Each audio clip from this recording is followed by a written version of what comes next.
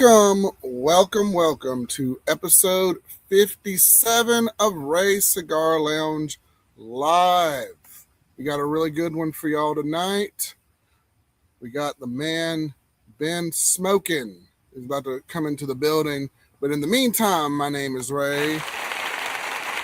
Thank you. Like applause there. And as always, the chaotic, confusing, but lovable Mr. Hawkeye. What's up, guys? What's going on? Well, we got some exciting stuff coming into Ray Cigar Lounge. Not only our guests, but a lot of things are coming up. Going to be in TPA October 1st through 3rd, so come check us out there. Got some things coming into the lounge. Got a lot of great things coming on. So I'm really excited. I want to say more, but y'all know how YouTube is, so we got to kind of keep it subtle, kind of on the low. But you know how it is. And tonight's cigar, and Hawkeye, he wanted me to show his cigars right before we smoked them. Well, I'll go with mine first here. This is a really good night. I'm going to do the Romeo and Julieta, the Reserva Real. Right there. Y'all can see that one. That's what I'm going to get started on tonight. I got a backup one. Hawkeye, I don't know. I think I'm going to start with the Perdomo, the Habano, right here from Mr. Hawkeye right there. Oh, thank you, man. We're doing that. That's going to be his first stick if he wants to, or he can do the alternate. It don't matter. Okay. Go on and do it, my brother. Go on and do it. So we are waiting on our guest, Ben Smoking, to come into the stream. But in the meantime, I'm going to do a little bit of shilling because why not? It's my show. So make sure you like, comment, and subscribe. Make sure let me know what y'all think of the new intro. This is the second show doing it, and I'm kind of changing up things, kind of mixing and matching and everything, keeping it fresh, keeping it real for you guys. Let me know in the comment section throughout the night of how the intro is going. Whether y'all like it, or maybe you like it, maybe you don't. But just want to try something a little different. I don't know if you were paying attention last time, because sometimes I'm the only one watching chat. You try to keep up a conversation, too. But a lot of people are saying they loved it. No, when you were out of the room, a lot of people were saying they loved it. Oh, cool! Thank y'all. So, yeah. Well, awesome. I meant to bring that up to you. But. Appreciate it, man. Hawkeye's, he's got the Hawkeye. He's watching. He's keeping it real, keeping us straight there. So appreciate it. I already got 10 people watching. Like, look at this. This is incredible. From a year ago, I think we might have mustered two or three people. We got 10 people watching right now. So thank you all for watching. If you're not subscribed, go ahead and subscribe, guys. Ooh. And Instagram is blowing up, y'all. I'm almost up to 600 people following. So if y'all got an Instagram you want to follow on there as well. All my social media. Y'all know it's available in the description below. And we're doing it big, man. So we're doing it big. And if you guys really enjoy the show, y'all know the link up there. PayPal.com/Ray Cigar Lounge. We are trying to update. We got a lot of momentum moving. So if you really like the show and you really want to support what we're doing, we want to do more of it. PayPal.com/Ray Cigar Lounge. If we can get the watch hours, then it'll be a lot easier. We can do super chats. We can do other things like that. Be an easier way for people to support the show if they want to do it in that way. But also going to try to get that up as well. So make sure you're checking that out. Make sure y'all are watching. So if y'all would like to, if you're watching any of my videos, just say #watching. Hey, play it in the background while you're working, cooking, exercising, gaming, doing whatever. So yeah, man. There you go. And while we're waiting on Ben, we're gonna go ahead. I'm gonna take a look at some of the comments there. He's in the comments section, which is weird. He's like, hey yo, Ben. All right, I don't have the stream link. I just gave it to you, Ben. Check your Instagram inbox for that stream link. It should be in there. Hey, thanks for tuning in. Yeah, we'll get the video going soon. How's everyone's Revolution Eve? Yeah. How's everyone enjoying the 4th? Not the 4th, but 4th Eve, or July 3rd. Hope you guys are enjoying it. You're eating some good food, smoking some good cigars, enjoying yourselves. Doing it big. Hawkeye also says hello to everybody. I'll say hello to Hawkeye in the comment section. Hey, Eric, how you doing? How you doing there? All right. Ben says, did y'all know that there are 8 presidents under the Articles of Confederation before Washington became president under the Constitution? Technically, George was the 9th president. I've heard this. I've heard people say that before, that George Washington technically was not the first president, that there were presidents before him. So I thought that was interesting. As far as I'm aware, they didn't officially have a system. They were running around with different systems and had like 2 or 3 different ideas they were playing out with until they officially came up with the system we have now. Over like a year or two, they just threw something together, then they actually worked on an official system.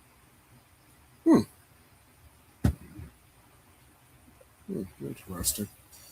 Very interesting there. A little bit of backstory there. I think they weren't even called, technically they weren't called presidents. They were just like colony leaders, I think, or just something like that. But no part. Well, we had a nation formed with the only thing we knew about government is we weren't doing a monarchy. Okay. We were doing a distribution of power. So they spent a lot of time. I think pretty quickly they figured out they wanted representatives for each state. The reason we have the system that we have now, I'm going over a little general history, is because bigger states, like more population, were saying they needed more representatives because they held more of the population. Smaller states were saying they needed equal representation because just because they were a smaller state doesn't mean they need unequal. And that argument's why we have the House and Senate. One is to balance for everybody to have equal opportunity. Yeah. One is for because of your size, you get more opportunity. That makes sense of the way everything's divided up and everything. Yeah. Okay. All right. Nice tidbit there, Hawkeye. Yeah. Hawkeye with the knowledge and the history. Nice to bring that in right before the 4th of July. Very, very nice. I learned something myself, man. Yeah. Myself, and as we're still waiting on Ben to come in, Arizona AZ said, I did not know that, Ben. Thank you for sharing. And the legend says, Friday, what is up? What's up? What's up, legend? What's up, legend? One thing about it that actually a lot of people don't know about history is George Washington, when they first wrote out officially a president, the president was supposed to do nothing. The president had no job except for be the spokesperson for the country. So just the face of the country, really. Yeah, pretty much. That was it. So no kind of legislative or anything. Oh, that's interesting. I mean, I think he signed bills into law. Yeah, and was the face of the country. That's about it. Huh. He was actually there was so little for him to do.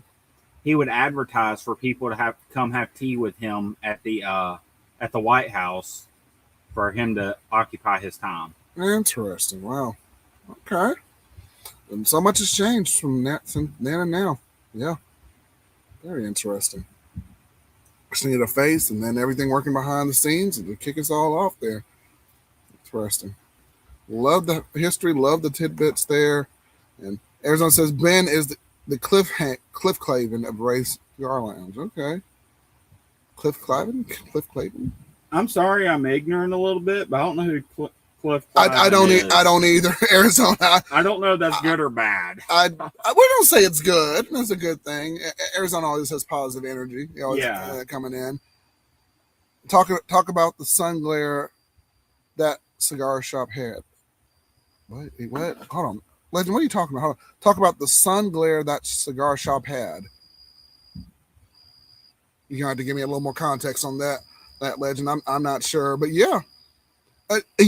In Arizona, yeah, I bought 2 of their award-winning collections with Perdomo. So I've been smoking a couple of Perdomo cigars, and Hawkeye's been smoking a couple as well. And I was just on a Perdomo roll, for a little while. I was like, man, there's just something about those cigars that are just unique and kind of flavorful, and just they smoke very well. I mean, and a little tidbit I just found out. I made a post about it on my Instagram. It was just like, that man sold so many 10th anniversary champagne cigars that he put his kids through college. That's crazy. That's like, I know they say that is like one of the most popular cigars in the world, but that man put his children through college just on that one cigar. And I'm like, come on now, you gotta give it up for that. That's some power. That is maybe it's something we aspire to in Ray Cigar Lounge when we if and when we get on it. But yeah, the oh yeah, you know what? Yeah, the legend. Okay, so I made a video last night, y'all, and y'all can go check it out if you haven't watched it. It was just me out in the yard, just a little quick phone video, and I'm gonna put it to you this way: be nice to people, be kind to people, and don't judge a book by its cover.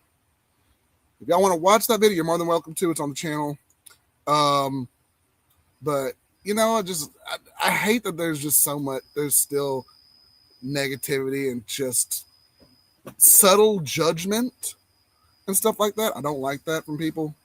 I've never liked that. And I'm like, look, there aren't a lot of us out here smoking cigars. It's already tough enough.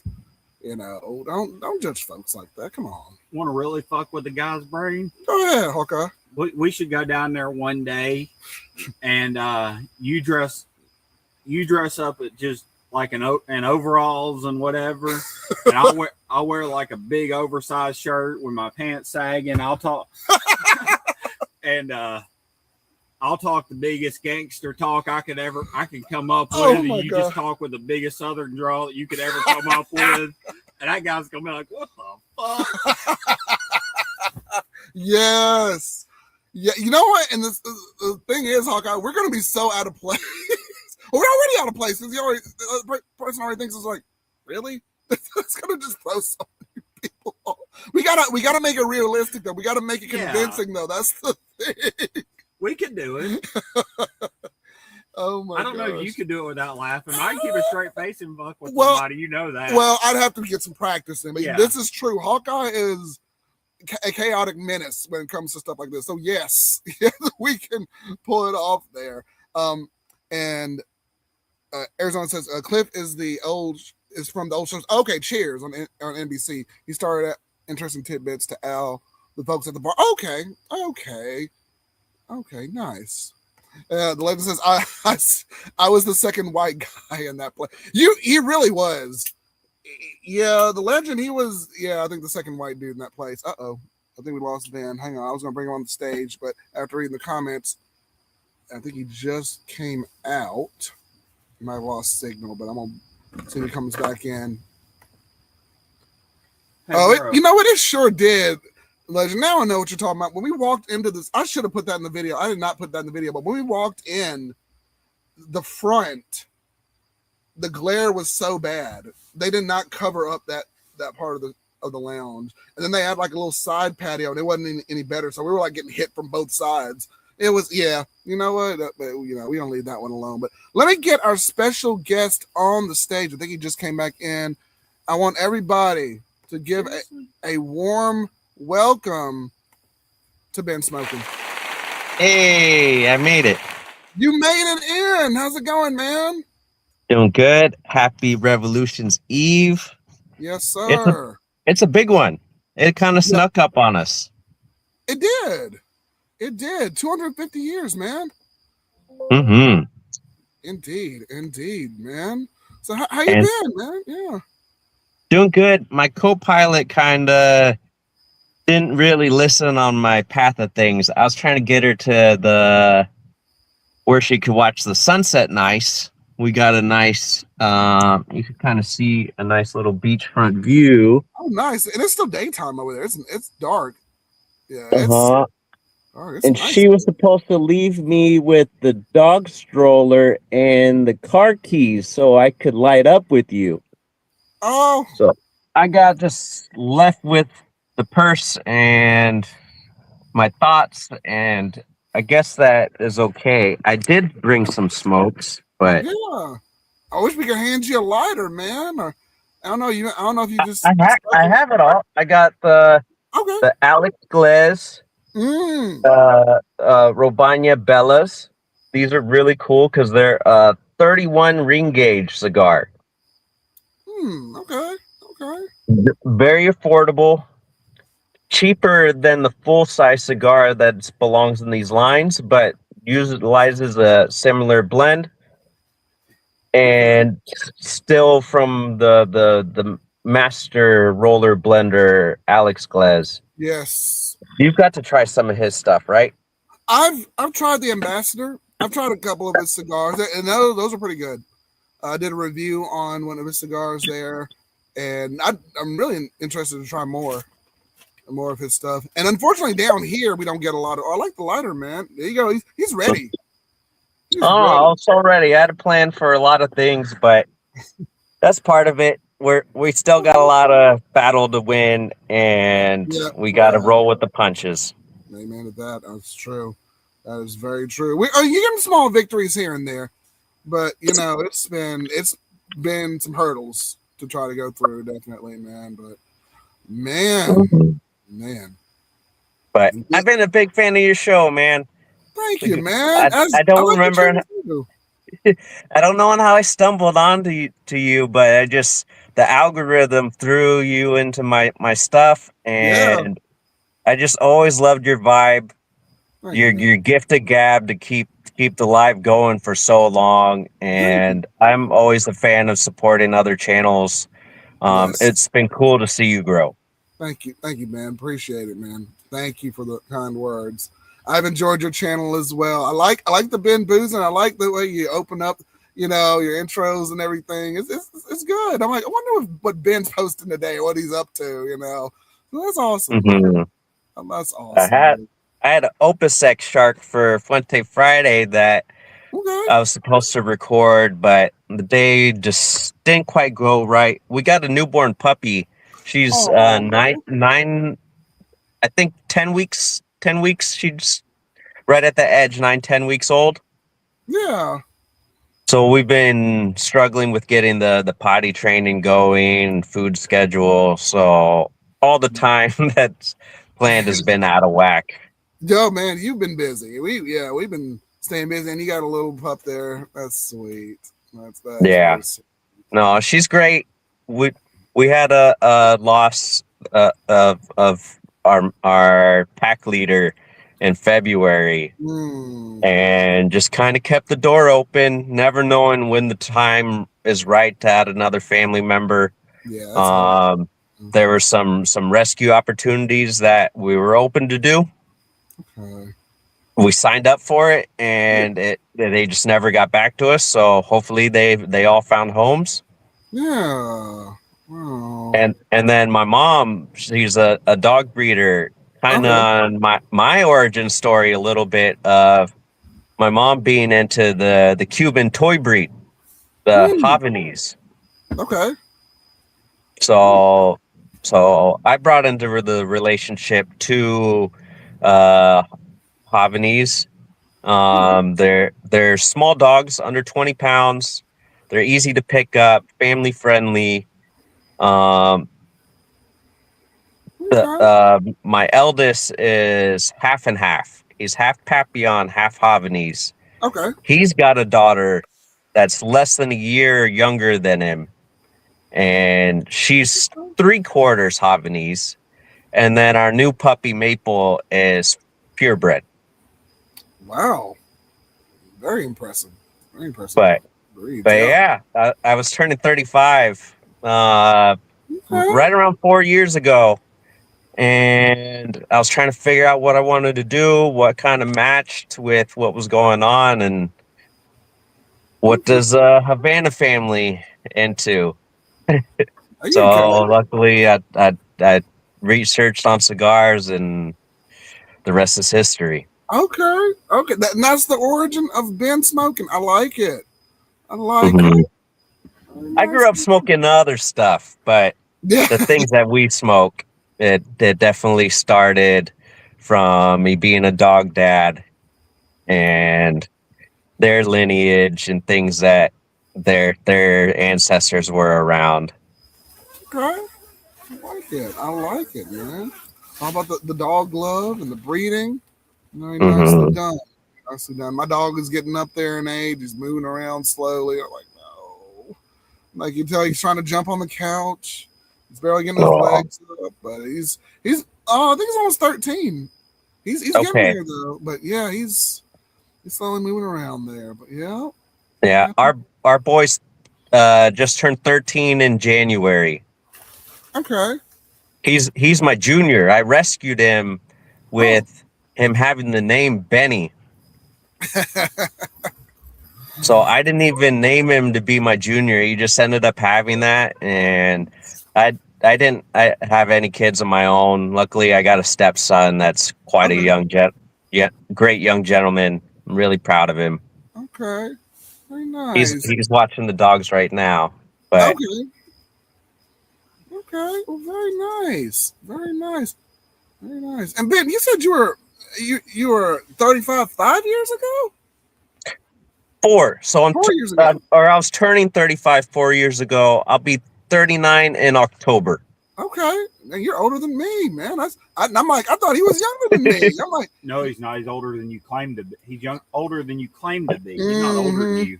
And I'm like, this cat is like in his 20s. Like, you look good for your age, man. No, I know. Sometimes it's a problem because that I married up 3 years older, so I can't be looking too young. Okay. So I got to work on building my facial hairs up. I get a little nervous and I pick at myself and it messes up, and I got to start over. Yeah. Oh Lord! Even AZ says you look 17. I guess to your point there. No, you're good, man. Yeah. So the whiskey drinking and the tobacco were choice hobbies as I was getting older, and I wanted to do something right. Yeah, I thought I saw that. Shouts out. Yeah, they got the cigars and banded. Although I was reaching for my lighter over there, but yeah, got the cigars and banded. Got the shirt going, rocking it, doing my thing, man. But yep, awesome, dude, awesome. Mm-hmm. That is what is up. You should have your own shirt. What, next week or the next? Hawkeye broke the news. Yeah. So we are working on some merch for Ray's Cigar Lounge. I'm going down to TPA in Pensacola, October 1st to the 3rd. They have like a cigar convention down there. And I got some stickers made, but that's the big announcement. And we can get some shirts made before then. So we're trying to slowly but surely kind of build the brand and kind of do our thing, get out there, man. It's overwhelming, man. Like people are just coming in. And I'm like, well, what do we do? And then Hawkeye's like, dude, you got to get your label out there. You got to get out there and do it. And I'm like, I know. So here we are.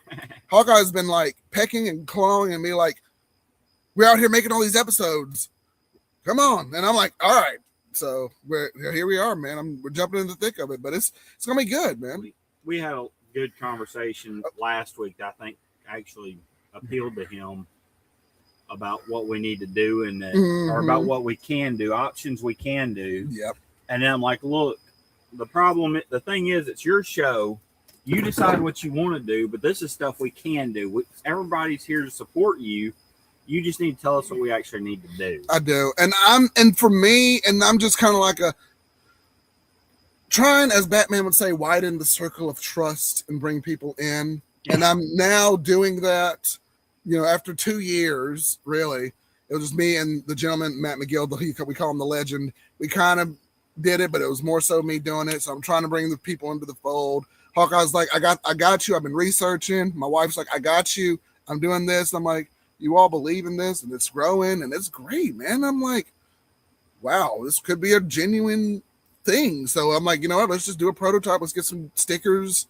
Let's get some momentum going. So here we are, and almost 57 episodes later, here we are. So yeah. Yep.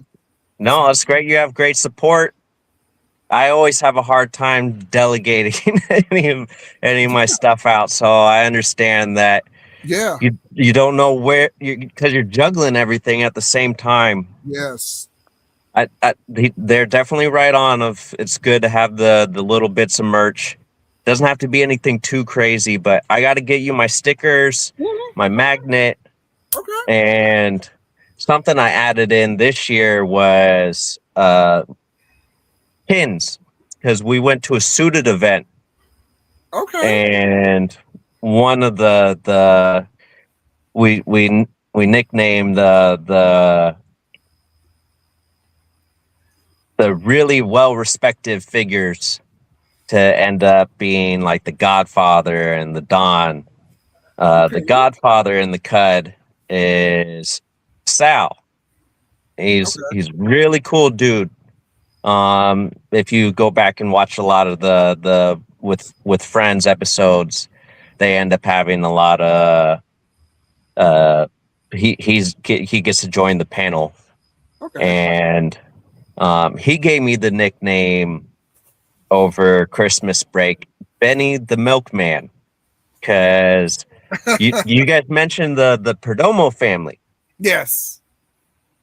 And they have been kind of a trailblazer of bringing up milk as a choice beverage with cigar smoking. Okay.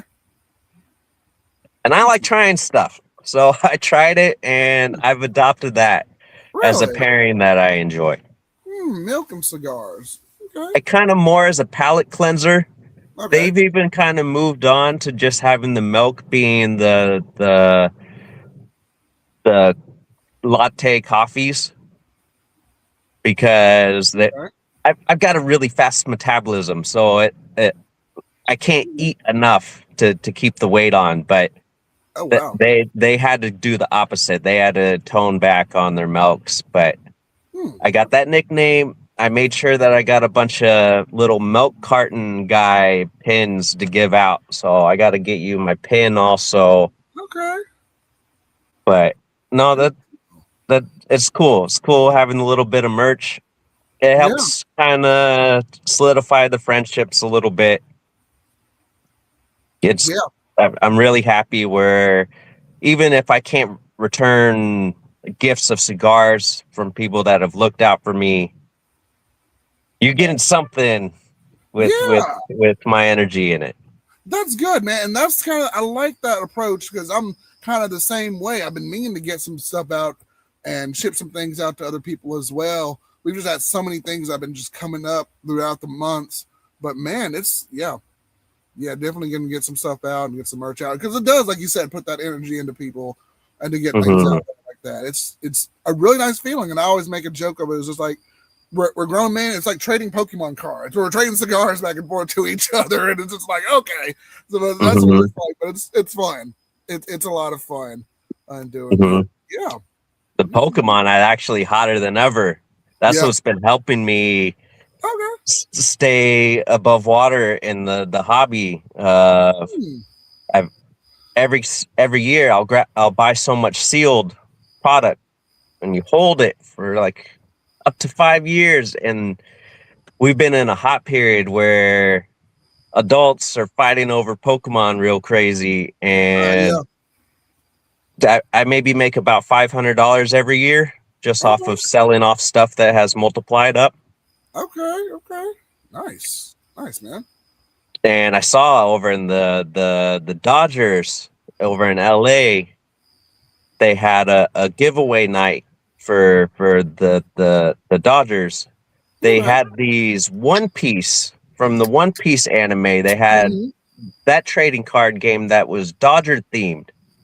Interesting. They gave out like 52,000 of these. People are buying them from people that got them for like $600 cash on the spot. Wow. Because they're selling out in the market right away for $1,200. Shoot. I didn't even know they made that for the Dodgers. The One Piece combination with the Dodgers. That's interesting. Wow. Yeah, no, it's funny that the kids stuff followed us into adulthood. Yeah. And then we pulled that into the cigar culture also of we do trades and have little night events and stuff. Okay. Nice. And how was the climate for cigars where you are? Is it still kind of rough to get certain things, or because Alabama is probably a whole different story here, but I know maybe where you are, I don't know, is it harder to get certain things, or like smoking around there, or any kind of weird legislation going on? What state are you in, if you don't mind me asking? I don't know if you said it on a show earlier and I just had zoned out. I was zoned out. No, not on this episode. I haven't got to touch on that. I'm in California, Southern California. It is a very difficult state. That's why a lot of people have helped me out. because the taxes are crazy. We just dropped our tax 3%, but it's still 53%. It was at 56. Right. Not the highest in the country, but it's still pretty high. Yeah. And our government does a lot of shenanigans. Like they did a flavor ban. That's what someone was telling me in the last episode. Yeah, or episode before. That never really landed. You could still buy flavored vapes all over the place. Menthol cigarettes and everything under the moon. Then they did a money grab of charging distributors and brands testing fee to see that their JC Newman Diamond Crown was not a flavored cigar. And then they let flavored cigars onto that list. That's ridiculous. So we lose certain brands. Saka from Dumbarton doesn't like the California drama. Yeah, I heard he's not doing a lot of business in California or anything like that. That is insane, man. So does that mean you can't even buy them online, or you can buy them online? There's the it's like jaywalking in certain places. They can enforce it, but they haven't been. So we have lost some retailers over the January month when the things went into place. Gotcha. But most of them will still mail, which is good. Yeah. We got to be careful with the California to California, because then you get hit with that 56% tax. That's why I like shopping with like two guys out of the East Coast. They have no tax, and I love shopping with places that have no tax. I will still support my local brick and mortar. Yeah, because you got to keep those around and have a good lounge environment. But yeah, I do a lot of online when I am buying. Yeah, I said I can imagine, man. Dang, 56%. That is nuts, man. Unfortunately for us, we don't have the strict tobacco policies, but we tend to have to do more of our shopping online because we have such a limited inventory here. Yeah, you got a lot of premium cigars that are in our area, but not like a lot of boutique stuff that you'll find. Yeah, but nonetheless, y'all send Ben a care package because that is ridiculous, man. My goodness. And that's we have like probably the most lenient tobacco laws. Yeah. And insanely strict laws on marijuana. But California is completely the opposite. Like, why can't y'all can sell marijuana on the street, is what I've heard, but or buy it in any store almost. But what's the difference? I don't understand what the difference between marijuana and cigarettes is. I mean, or tobacco is. Technically, you're less under the influence with these. It never says you can't operate heavy equipment. Right. You could be taking your Zyn indoor and not breaking smoking issue by getting your nicotine, but it's the social acceptance. It's the social acceptance that's really far off because it's not legal weed. Feds could still raid everywhere. Oh, man. But it's more socially acceptable that banks will mess with it. And it's really weird that they're alienating the tobacco so much on the government side. Yeah, that doesn't make any sense. But I personally get a lot of love. I get so many thumbs up by dads in their yards of saying, "Hey, first off, hey, is that a blunt?" And then, no, hold up for a second. Actually, let me talk to you about this. And I share them the gospel of the tobaccos and about the nice flavors. And this is my relaxed time after I've had a day at work and I'm enjoying the outdoors with my dogs and they like it. And And that's why I really gravitate towards community, because maybe 1 out of 50 people are honest about smoking something. And most of the tobacco smokers are cigarette smokers. Yeah. So for me to find cigar and pipe smokers in California, it's way hard. Yeah. That's true. Man. Whew. I know some people kind of go between, cigars and cigarettes. Weirdly enough, I don't like cigarettes, but I'll smoke cigars all day long. That's just kind of my thing. But yeah. They're a different seed variety. They're cured different, and they're not only tobacco. Right. They got all types of stuff to allow you to inhale.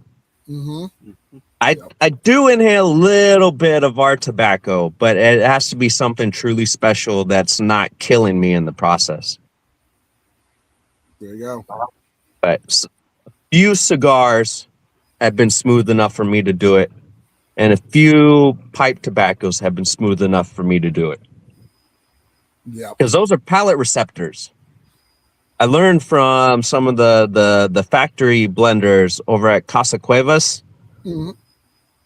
They make all types of stuff for everybody. They are smoking a lot. They got a heavy nicotine tolerance. I don't have a really heavy nicotine tolerance, even though I'm a happy smoker. But this guy will inhale full draw and be like, "That's a good cigar."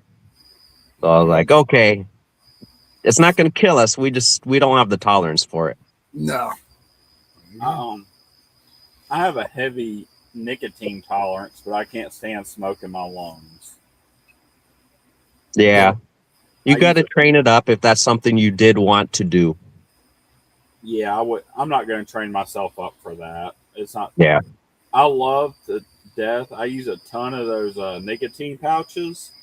Mm-hmm. And then I smoke, my cigar on Friday or Saturday night when our show is. Mm-hmm. But I am constantly on nicotine. It's good for you. That's part of the additional of my origin story. It was August 2022. We were right in the middle of the pandemic. Yeah.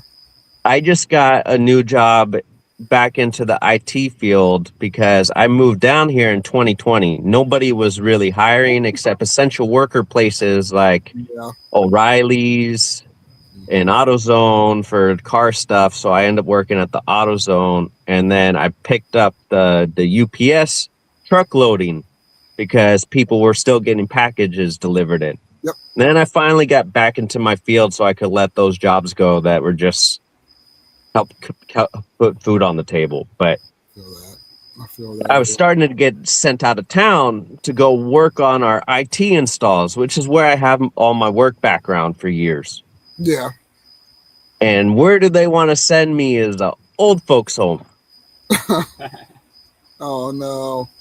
And there was a little bit of a rumor that nicotine would sit where the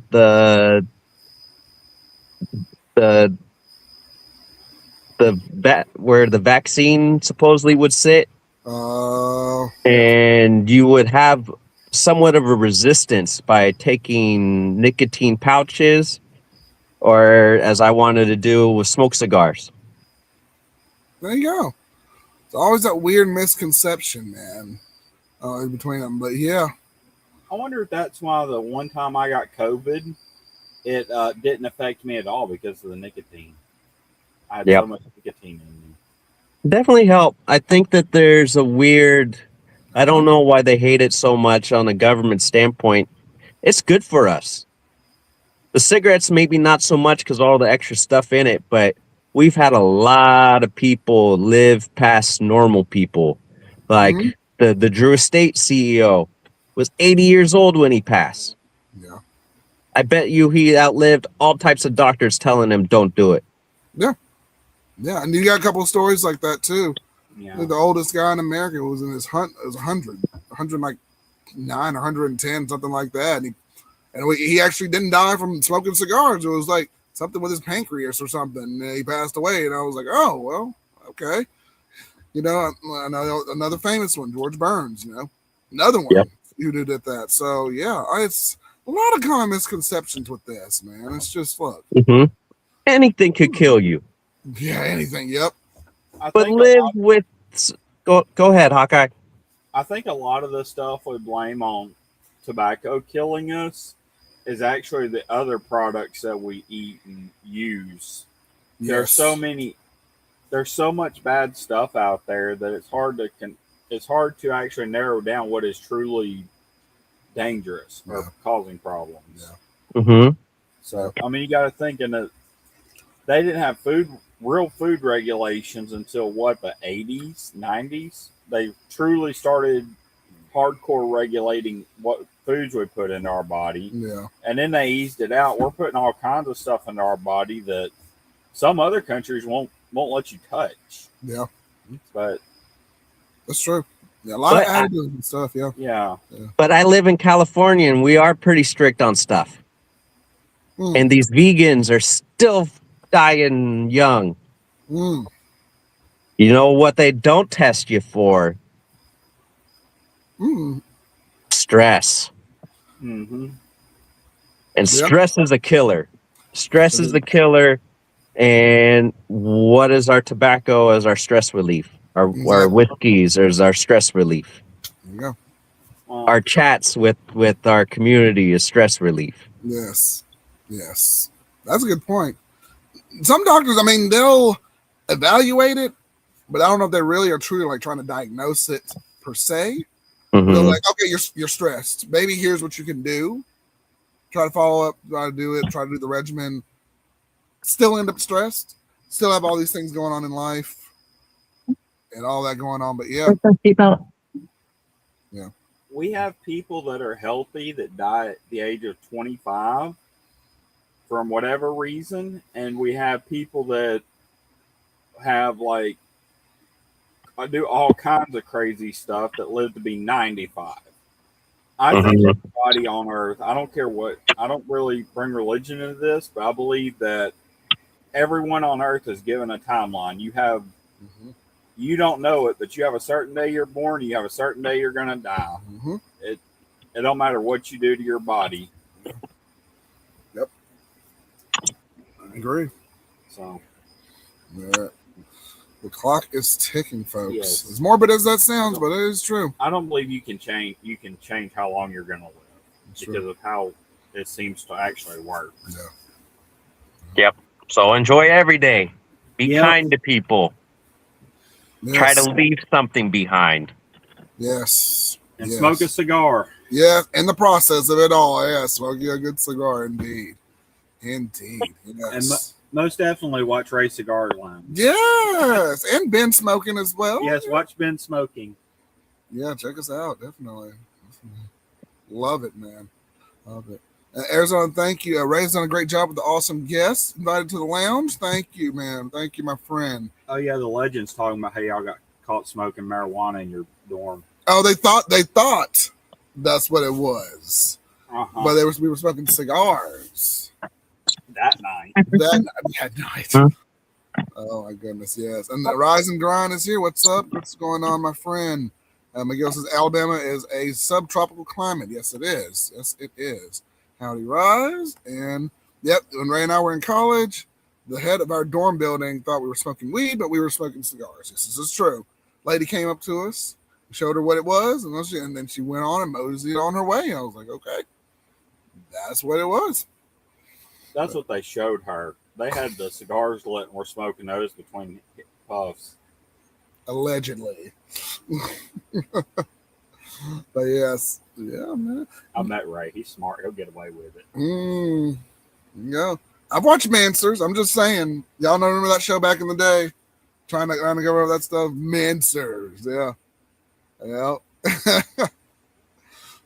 Ben, have you been to any conventions, any big conventions like PCA, TPA, anything like that? Or are you planning on going to some? I want to go with my wife to TPE TPE, because I yeah. think that would be something that she would enjoy doing the non-tobacco related stuff that they have there. Okay. And they don't get a lot of coverage. They don't have a lot of media. They Okay. mostly have retail space going in, trying to fill up their head shops. I feel that we would be able to cover that whole expo better than a hound dog because a hound dog's just going to go to the 1/5 of the TPE Okay. because it's not all our type of tobacco. So I do want to go to that. I have not been to that before, but Okay. that's the one that I have that I want to do. I like Cool. that PCA is coming back over to West Coast, the PCA, because it's normally in Vegas. It took a Yeah. break for 2 years, and you also had it in Louisiana. Mm-hmm. Yeah. Yeah, I'd like to go But to it coming one. back Yeah. over here, Yeah. and then I Okay. think it's going to St. Louis in Yeah. 2030. I think so. Yeah. Yeah. So right in the middle there. Yeah. Midwest. Yeah. Okay. Well, good Yep. deal. But I just had the Stogie Brody on. I'm so glad that you had him on. He's a good Yeah. friend on your show.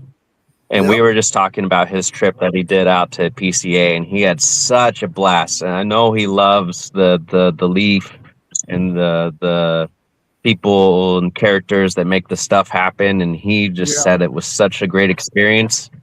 I wanted to go to that. I want to go to some factories. Yeah. I do too. That'll probably be a thing we try to get done in the future. Start to branch out and go to a couple of factories, right down to the foundation, just see how it's all made and stuff. So that would be something on our list we would try to get done. But yeah, yeah, no doubt, man, no doubt. Hmm. Indeed. But yeah, especially I didn't get to show you my setup today, but Okay. the learning on how to grow and roll your own cigars. I was rolling some Yeah. Fumas in preparation for tonight if we were going to get to, and then just do Okay. the wrapping over the Fuma. But normally you can't roll a cigar from start to finish in one sitting. You got to Right. do them in sections because you can't lock in too much moisture. Right. So the binder got to be pliable. So a lot of times you do the bunching first, and then you could let that sit in the mold for so much time, and then it's ready to throw a wrapper on. So I Okay. put together some MSA Fumas. I'll send you some when I'm sending you the stickers. That way you could see what the MSA leaf alone is doing. Nice. Because I'm trying to prep myself for when I get to go to a factory. Mm-hmm. That I want to be able to identify the leaf more than what they're telling me. I want to have some experience. At least I can know where it's related to something I've had before. And then maybe I could stay behind when everybody's going to the box room and I could stay on the factory floor and maybe play with some of the leaf. Hey, man, why not? Yeah. Yeah, man. Especially you coming in and viewing it and everything and taking a look at it. Yeah. I saw your video, Ben, of you got a package of different glues that you were using, and then the actual Yep. the binder and the setup that you were doing. I thought that was very interesting that you had on there. So Yep. yeah, man. Shouts out Eddie, Mr. Two Rock. He doesn't have a channel, but he just a cool dude working around in the background. Okay. I got to meet him earlier this year, and he is a newer smoker, but has really dug in deep, wanting to learn all the growing, blending, rolling, and he's helped me out on building up some of the pieces, like you said in that video. He gave me the two types of glue, the Burmacol glue, which is our holy grail. I Mm-hmm. think the Cubans still use a different glue, but that's one of the best glues that we could get in the U.S. is the Burmacol. It's like a plant-based powder that it's kind of like a fruit pectin, but it stores better. It's not going to mold like a gelatin would. Very interesting. Very And then interesting. the Arabic gum, which is kind of like a preservative ingredient. Not as good of a glue, but he gave me more of that one, so I get to play with that one a bit more. Still Okay. trying to find where my formula is. Playing with different ratios of that. You get to work with how sticky the glue is by how much water you put in. Mm-hmm. It's a lot of pieces. Yeah. Just being a consumer, you don't really get to see all the steps that go into it, the amount of leaf that goes into a cigar at Right. different ring gauges. Right. No, that's a really good point. I'm glad, yeah, that you brought that up. Because mainly, we watch videos and we do these reviews. We got the wrapper, the binder, and the filler, and we think it's just mainly three components of it. But like you said, there's a lot more steps. You gotta get the right leaf. You gotta cultivate it in the right way. Absolutely. No, that's very good point. Very good point with that. There Yep, is. yep. The leaves on paper, the ratios and placements of those leaves, Yeah. the style that they're rolled in. I really try to learn entubado. I like the rolling them up into straws and Oh, then nice. placing those straws in different placements. Oh, Um, okay. Working with the different sizes. I'm getting the hang of the perfectos and the torpedo. The the pyramids are a little harder, where it's progressively getting wider towards the foot.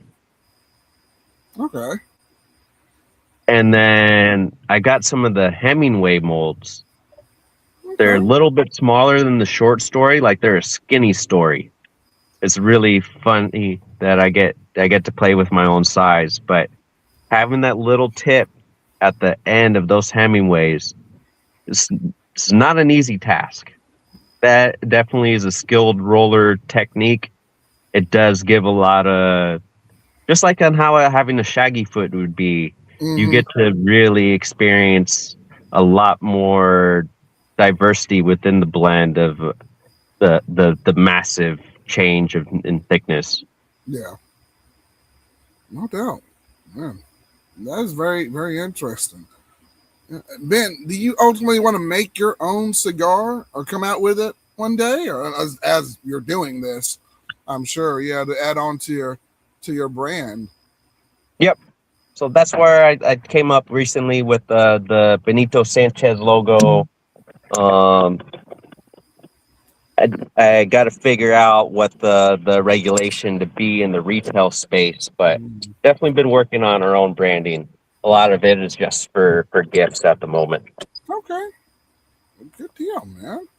Nice. And yourself, are you self teaching yourself how to roll this? Is anyone mentoring you through this process, or just you kind of doing a trial and error as you're going? I thought I was by myself. I thought I was by myself, and that me and my wife were going to have to just learn on how to grow and ferment. And we weren't born into a cigar family, so a lot of these guys, the quesadas, the people that are making those is it the crocodrillo for warp? Yeah.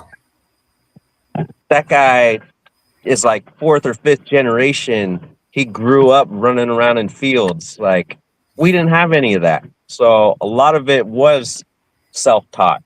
Right. And then last year, I got my first mentor into it. Is a tobacconist that learned on how to grow from reading books and working with actual retail space. And he got to learn about cultivation, fermentation, and blending for pipe tobacco. Okay. So I learned a lot of that first. And then anywhere in the online space that I would find someone that had interest or even more experience than me, I pulled them into my own little Discord group. Hmm. And that has built up to about 10 people, 15 people. Okay. Maybe like 10 of them are active. Yeah. And that has opened the door to huge communities that I had no idea that were going on. Mm. So I've been learning a lot from P&W Cigars. Okay. He will go live pretty much every day, and do an hour and a half tutorial of showing the 10 to 15 cigars that he's bunching or wrapping for that night. And we'll teach you on how to deal with those tapered ends and how to recover when you got a soft spot near the foot. And I've stumbled into that over the last 2 months, and I feel it's really elevated me to have better resources of equipment, and then also the peer group where I could end up. I need a second. Hold on. Oh, go ahead. Go ahead. Yeah. Go ahead. All right. The legend says Cigar Bliss company is a roller who rolls different style cigars. And then when Ben gets back, he's got a question from the legend here. I'll go ahead and put it up there. What is your favorite cigar gauge, Ben? Whenever he comes back, he's stepped away for a second. Oh, yeah, man. Yeah. Very interesting. Very interesting. Did you hear something move outside the tent? I didn't hear it. I didn't hear anything. Hawkeye's going to go investigate. I'm just going to go make sure. There's nothing outside of our tent. I don't know. We are in the hotter summer months, so who knows? Hopefully nothing, nothing crazy. But yeah. We're doing pretty good, Legend. We're doing pretty good. Like I said, if y'all are just now joining us, I'm smoking on the Romeo y Julieta, the Reserva Rio, right here. Just enjoying that one for the show. Hawkeye's smoking, I think, on the Perdomo.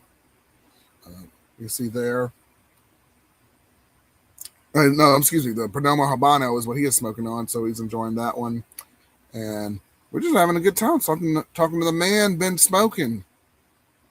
Learning about the growing, the cultivating, the rolling.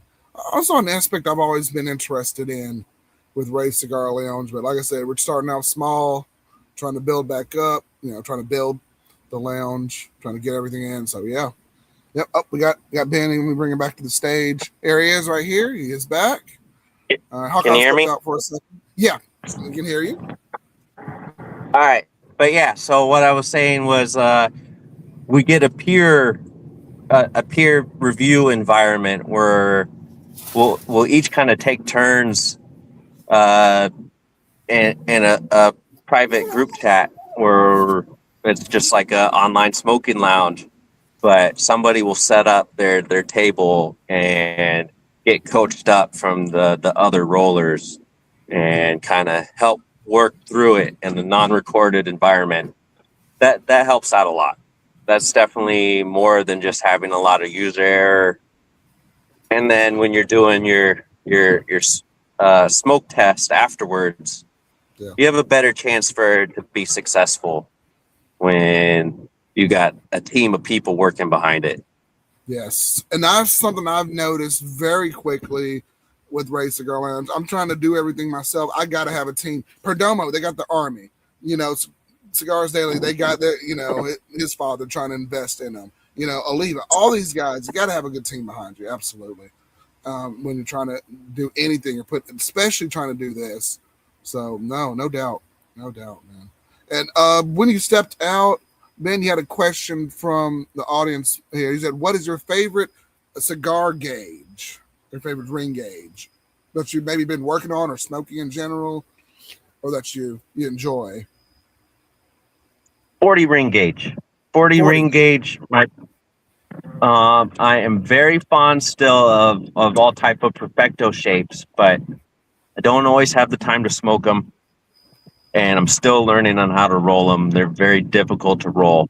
Yeah. But the 40 ring gauge Parejo, to either be the petite Corona, regular Corona, Rothschild, 4x40. There's a whole lot of different length of the 40 ring gauge Parejo that I truly enjoy, and I've got a good ability to be successful making those. And then it doesn't need too much leaf. It does require me to be a better blender.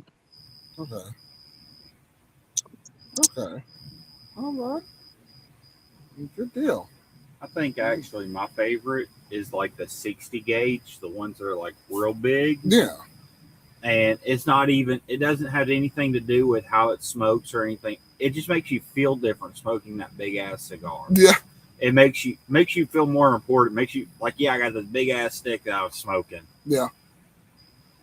Yeah, it's a feel. Yeah. Yeah, it is. It's a very real feeling. Like, man, like I paid off like a Cadillac or something. Like you're just sitting Yeah. back, you know, it just gives them that big executive feel. Yeah. What he's doing. So Hawkeye is a big fan of the 60 ring gauge. He hits up the lounges when he goes. He picks up something. But that's not, that's awesome, man. Yeah.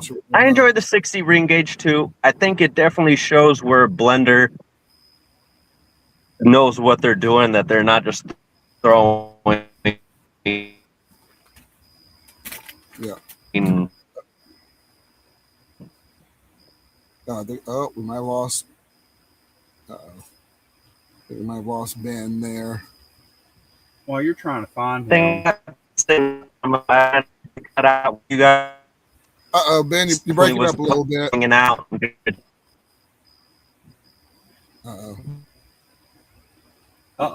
Ben, you're breaking up a little bit.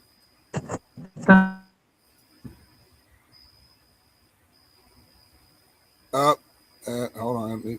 Yeah, he's breaking up a little bit.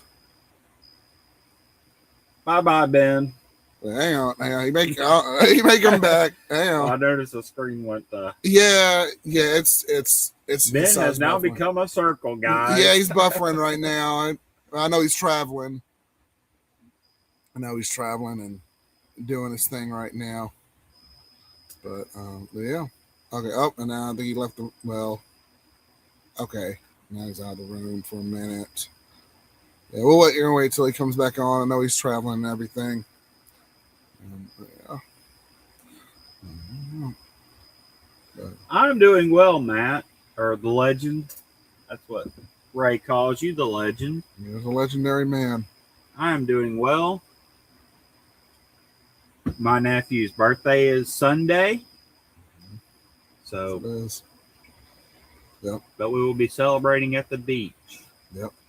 That was why I'm like, oh shit, his birthday's Sunday. I knew we were celebrating it at the beach. We were doing all our stuff at the beach. Yeah. I was going to get them something at the beach. Yeah. So for their birthday. He wants so to. I wouldn't even the go-kart racing, Yeah. the putt golf. He wants to do it all. He will do it all. It'll be a lot of fun. Yes. Be a lot of fun. So yeah. And the daughters, I think, on the 13th. So after that, so they'll be on the beach. Yes. The 13th. She wants to have herself a good time there. And while we're waiting on Ben, let us know if you have any questions or anything that you have for Ben or myself or anything that's going on. Let us know in the comment section below. Appreciate him being on and coming on there with us. I think he may come back. I don't know. He's out of service right now, but he'll be back on. But yeah, man. Here's a thing that sets cigars apart from almost anything else in the world. There is so much love in cigars from the people that make them. They go through all kinds of stuff to make sure they make the perfect cigar, exactly what they want to make and give to you. Yes. And they don't make just one cigar and mass produce it. Mm-hmm. They make so many cigars. That way each individual can find their little special thing that they want. Yes. And people, I mean, have you ever seen a cigarette smoker say anything about their cigarette other than, yeah, that's the brand I smoke? Not really. No. Nobody says any. Alcohol, same thing. Nothing. Coke, same thing. Yeah. I mean, okay, I like Dr. Pepper. That's it. Yeah, I like beer. Yeah, that's about it. Now, you do have some wine snobs and maybe some people who like try and sample different whiskeys, but it's not. But I get what you're saying. It's not the same. The wine is few and far. The wine people are usually the very, very expensive people. Yeah. That go through. That's usually the wine folks. Yep, that's true. Really, from what I've experienced anyway, those are very snobby people. Mm-hmm. Whereas the people that smoke cigars are just like, man, this is all that goes into this cigar, and this is exactly why I like this cigar. And yep. Then they will branch out and try others and others, and be like, yeah, I noticed this about this cigar. Mm-hmm. Get very detailed and very thoughtful into their cigar. Yes, and that's a beautiful thing. It's a beautiful art, the philosophy behind it. Matter of fact, when I worked briefly at a cigar shop years ago, the gentleman who hired me was just like, I'm going to have you try a various set of just different cigars and different blenders. The only thing that we do, or the only thing that they do, they, grow it, cultivate it, bring it from the soil, wrap it up, bind it, send it out. And that's it. And there are different lines and different variations of it. Nothing crazy in there. No additives. No nothing. And it's nice. It's not pure per se, but I mean it's relaxing. When you break it down into a nutshell, though, that's what it is. Mm-hmm. But yeah, that's the process. But they spend so much time into finding the exact right leaf, finding out exactly how long to age it, finding out exactly. They put so much love into making that cigar just for somebody to enjoy. Yes, they do. Yes, they do. And they have different blends, different leaves, different prototypes before they bring it to mass. Yeah, yeah, it's a beautiful thing. Yeah, that's why I would love, and the members of Ray Cigar Lounge would love to just go down to one of the factories. You watch videos, you see it, people talk about it, but seeing it right there in person just to see how they do it, they don't waste any tobacco, like none. And then whatever, even those factories are so clean, you can eat off the floor because they want to make sure they have the purest, the best tobacco leaves because of how hard it is to grow that and put it together and everything. And then they take whatever they don't use, they don't discard it. They'll make it into the little shorts, and they just sell them back. Just say, hey, it's a cigarillo, and they just sell them back. Put it on the line. They don't waste no time with all that. So that's yeah, it's a beautiful process. It's a beautiful experience. But yeah, no doubt. Wine has people that I will say wine has people that love it and talk about it. Yeah, yeah. But I don't think it has the true dedication go into it to make it. Mm-hmm. I mean, kind of. I don't think there's a lot more that goes into wine than putting, grapes or very specific grapes into the bottle or mashing them up, put them in the bottle and putting some certain things in there, one or two things in there to make it ferment better. Yeah. I think that's about all. Mm-hmm. It's just how long it ages is really what goes into that. Yeah. So how long are you willing to leave it alone before you sell it? That's about it. Yeah. The more, I guess, the older it is, maybe the more they charge for it. It's all sorts of variations with that. But yeah. Oh, good point, man. Very good point. Let us know what you think about that in the comments section below. Do you think that there's a lot of love to the cigar and the process of making it? Let us know. Let us know as we're waiting on Ben to come back in or the chat. We'll go over any comments we missed. Anything that anyone wants to put in, let us know. Yeah, and then we will go from there. Just want to make sure we didn't miss anything. Looks like we got everything up to date here. So yeah.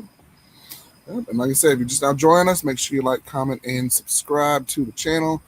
Like I said, we are rocking and rolling. We have got all of July booked for interviews. So we are making it happen. And just shows in general. So if you want to be a guest on Ray Cigar Lounge, just email me at raycigarlounge@gmail.com and let us know. Or you can just, if you're on Instagram, message me there. And we'll get something set up for you. If you want to send anything, raycigarlounge@gmail.com.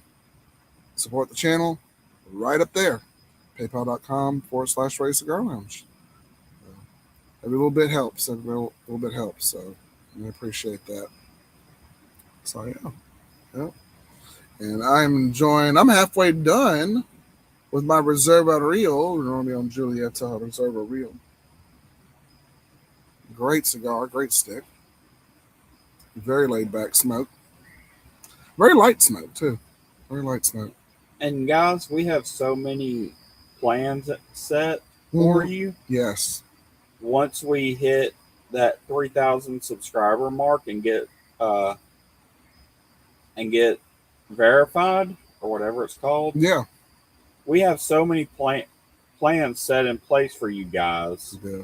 If y'all can just help us get the watch hours, yes, y'all will see some major changes for the better. Come to Ray Cigar Lounge. We will still just be two guys in a tent, but we will have some stuff for you guys. It's gonna be fun. Yes, we got a lot of fun stuff coming up. I'm really, really excited that we're picking up some more momentum, really gauging the, seeing how well this is doing, how well we can do this, but it's coming along, man. It's coming along. I even had time to do a video review. I haven't posted it on the channel yet, but I think you guys will like the video.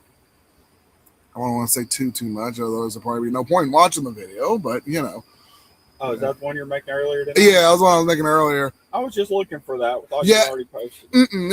It was still kind of processing, so I got to get it up there. But I think y'all will like it. I think you'll like it. Definitely want to get back more into cigar reviews as well. Doing that, but yeah. I'm like, wow, let's just lay back and just doing this. So yeah. As we're still, I don't know. I'm not even sure. Ben's all right over there. I guess he's. I don't know if he's coming back or what, but yeah. And Legend, to answer your question, my second cigar, if we're able to get to it, this is for me. Let me show y'all the Perdomo 30 Años 30th anniversary. I've smoked it before on the channel and smoked it previously. It's just a really nice smoke. And like I was saying earlier, I'm somewhat on a Perdomo kick right now, so yeah. Yep. And look who came in. It's Peter from Cigars and Bendito. Peter, rep your swag, homie. Unbanded. Love the channel. Love the community. Repping the swag, homie. Appreciate you coming in. And Peter, pumpkin eater. I'm sorry. No, y'all don't listen to Hawkeye. every time I hear the name Peter, I get that song stuck in my head on rotate. Like I know the whole song. Oh my goodness. And for the Hawkeye, if he wants, his second cigar, just got a classic, the Oliva O Connecticut, right there. I always feel that's a cool down cigar. Like if you're working out, you got your workout, then get your cool down. Yeah. I think it's a good cool down cigar. A good morning, just something kind of chill, nothing too crazy on the palate, nothing too heavy. That's just me. But yeah, looking. Oh, thank you. I don't know if that's a good thing or bad thing, Peter. It is crispy out here. I don't know if that's what you mean, but yeah. Ray is crispy. You bite into him, he crunches. I do. It's ridiculous, man. He also bites back, so watch out. But yeah, we're feeling crispy out here. It's it's 105 degrees, or it's technically in the 90s, but it feels like it's 105. It was 107 at 4:00 this afternoon. God, awful. Even my dad walked out. We were working outside for like 3 minutes, and my dad's like, "God damn, it's hot." Yeah. If Willis goes out and comes back in, it's a problem. Yeah. We were just putting a diving board on. Oh, guys, we got a diving board. Oh, you got a diving board on there? Yes. Can I jump on it? Yes. Man, I should have gone over there earlier. We now have a diving board. Yes. Awesome, dude. Awesome. And Ruben has jumped on it. Yay! Good deal, man. I'm so happy. Your daughter will not jump on it. That's okay. We don't want her to jump on it right now. Yeah, one step at a time for her. She's just now getting acclimated to the deep end of the pool. Yeah. And that's good. That's a huge step. That's a huge step for her. She will not get on a float, guys. She will let me sit on my chest and kind of swim on her own while I swim across the deep end. And she will hold on to the sides and go around the pool. So that's okay. That's progress. It is. That's a lot of progress. Most kids are they won't even do that. Yeah, she's just making her way. She'll get there.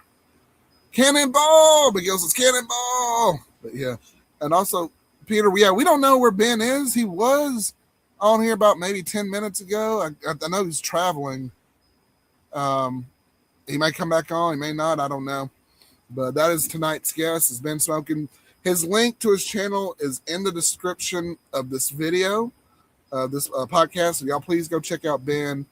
Please go check out his Discord, what he's doing. I enjoy watching his videos. I think it's great, to see someone truly in love with the process of the tobacco, rolling, cultivating, growing it.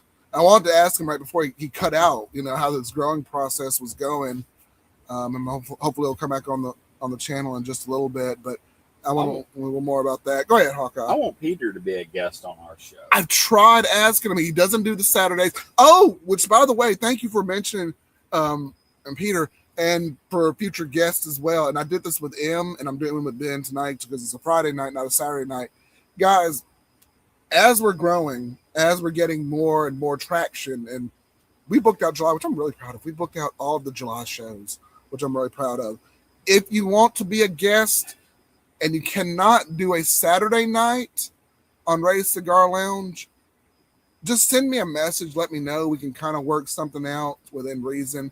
Y'all know Monday through Friday, I got to work the 9 to 5. Got to get the kids ready, get kids to bed, all that stuff. But if we can work something out, like, Michelle did it in the morning on the Saturday instead of the night show. Ben's doing the Friday night show instead of Saturday. So just let me know, because I do want to get guests who are able to come on. I'm still going to be the Saturday night king of late night, but if you're going to do some kind of flexibility, let me know. And of course, y'all know where to message me, raycigarlounge@gmail.com, or message me on Instagram. I'm always on there. I'll check my messages and everything. So, like you said, love to get Peter on. I think Matt from Sober Cigars, it's tough to catch him on a Saturday. Want to get him on too. And a couple of other people I'd like to get on at certain points to talk with them, collaborate with them, and everything. So let me know. Let me know. We can work something out. And Ray and I have discussed, as the channel grows, trying to maybe start doing 2 shows a week. Yes. So I would like to ask, I know we don't have many people watching us at the second. It keeps fluctuating on mine majorly. Yeah, mine too. I don't know what the number is. So I don't know how many people's on right now. I have no idea. But let us know for so long. We would like to know what day of the week y'all would like to see our second show, if we can do one. If we can do it, yeah. Yes, and what time range? Like, obviously, if it's not going to be on the weekend, so it'd be more evening for us. Yeah, it would have to be at least 7 p.m. our time. That's fair. Yeah, that's fair, because like I said, I'm working all week. Hawkeye, he's in and out, so it's so we just want to make sure we get a good time to get everybody in for that second show if possible. But more on that in the future. Yeah. And we'll definitely get some various guests on. So yeah, give Reagan water guns. Oh no, she's a menace with a water gun, definitely. She's already got water guns. Oh yeah, she's ready. She's me in the face with them. She's ready to go. Raring and ready to go. Hump day. Well, that's not bad. Yeah. Oh yeah, Wednesday. Yeah. Honestly, it seems like that's kind of what seems like the best time. Yeah. Wednesday. I think Wednesday will be good. And guys, speaking of, I'm gonna try and get off of just the computer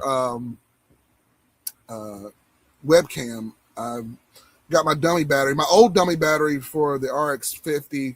No, excuse me, I always call it RX50. The Canon R50 just went kaput. So I've got another dummy battery coming in. I think it'll come in on Monday. So I'm also going to have it ready for the 12-hour show as well, because that other one just went, it just stopped working. And I'm like, I don't know why it just stopped working, but I got another one coming in. So I'll be ready for the 12-hour show. When will it get here? Hopefully by either Monday or Tuesday of this week. I'm hoping. Okay. Yeah, because I think my wife just ordered it, so hopefully it'll come in around that time. So yeah, we need to. Yeah, let's take that stuff to. Okay. All right. Well, I'll have to redo the thumbnail because I just had it doing for the camera, but I could redo the thumbnail and then redo the what camera? Well, just the like we were going to do it on StreamYard. We were just going to do it on the phone like old school, but yeah, we can do it like on StreamYard here. I feel like we should do. That is, I feel like, guys, that's going to be we can do such a good episode on that. That's going to be a good one. And we'll be like right on the beach. Yes, that's what, yeah. It'll be fun. I'll have to find like a little table or a setup or something. But we can find something to put it on there. It'll be fun. We're going to get some people to say hey on camera. Yeah. We'll just kind of up and down the beach with you guys and get people to say hey and talk to them. We can do some interviews and stuff. Good. I don't know. That would be very unique. That is. That would be unique. Be like, hey, like, yo, what's up? Y'all know people just want to like jump in on cameras and just kind of photo bum and video bum people as they're walking by. That's not a bad idea, Hawkeye. I mean, granted, people are still, they probably will still be out at that time. Yeah. Some folks walking around. But, we're going to try to release a lot or make a lot of videos that day talking to different people. That'll be fun. That'll be a lot of fun. That'll be a lot of fun. A lot of fun. Also, more clip content coming as well. So, yeah. If you're just now joining us, we're smoking. I got my Romeo y Julieta Reserva Real. This one is very aged. Very good cigar here. Just enjoying myself here. Very light cedar, light flavors on there. So, just taking it easy tonight. Taking it easy. Still waiting on Ben to come back in. I don't know if he's gone. Let me send him a message real quick on Instagram. Let me see where he is.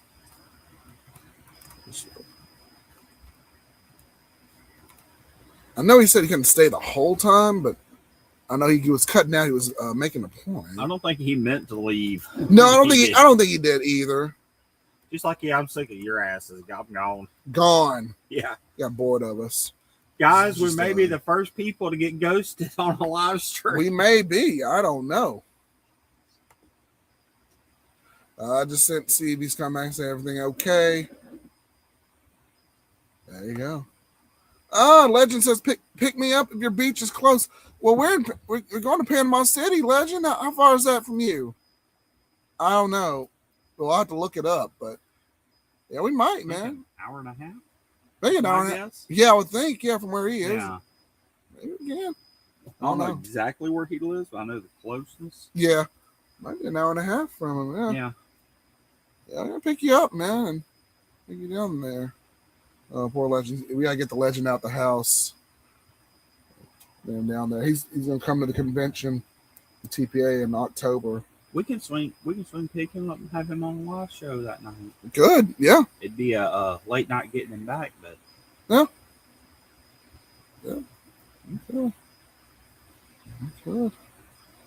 With Legend on the big reveal. Just a thought. No. But yeah. Yes, guys. Next week is the first time I will be on camera. Yep. Up on Ray Cigar Lounge, y'all are going to see Hawkeye in person. So that's going to be one to watch out for. Episode in full bird mode. Yep, you'll have the wings, the feathers, everything. It'll be like flying around in the background or something. He may be just like trying to annoy me. But yes, he will be there in full-fledged mode. Y'all will see my full ADHD in action. Oh dear. Oh my gosh. But it's gonna be a fun show. We're taking it on the road. So y'all get ready, man. Get ready. It's gonna be a lot of fun. So yeah. No doubt. No response from Ben yet. He must just be really out of range. Wherever he might be going through a dead zone. Yeah, it's possible. Be in a dead zone. Yeah, he might be in the dead zone or something. But yeah, man. But yeah, we'll relight this one. That's one went out on them. We'll relight it real quick.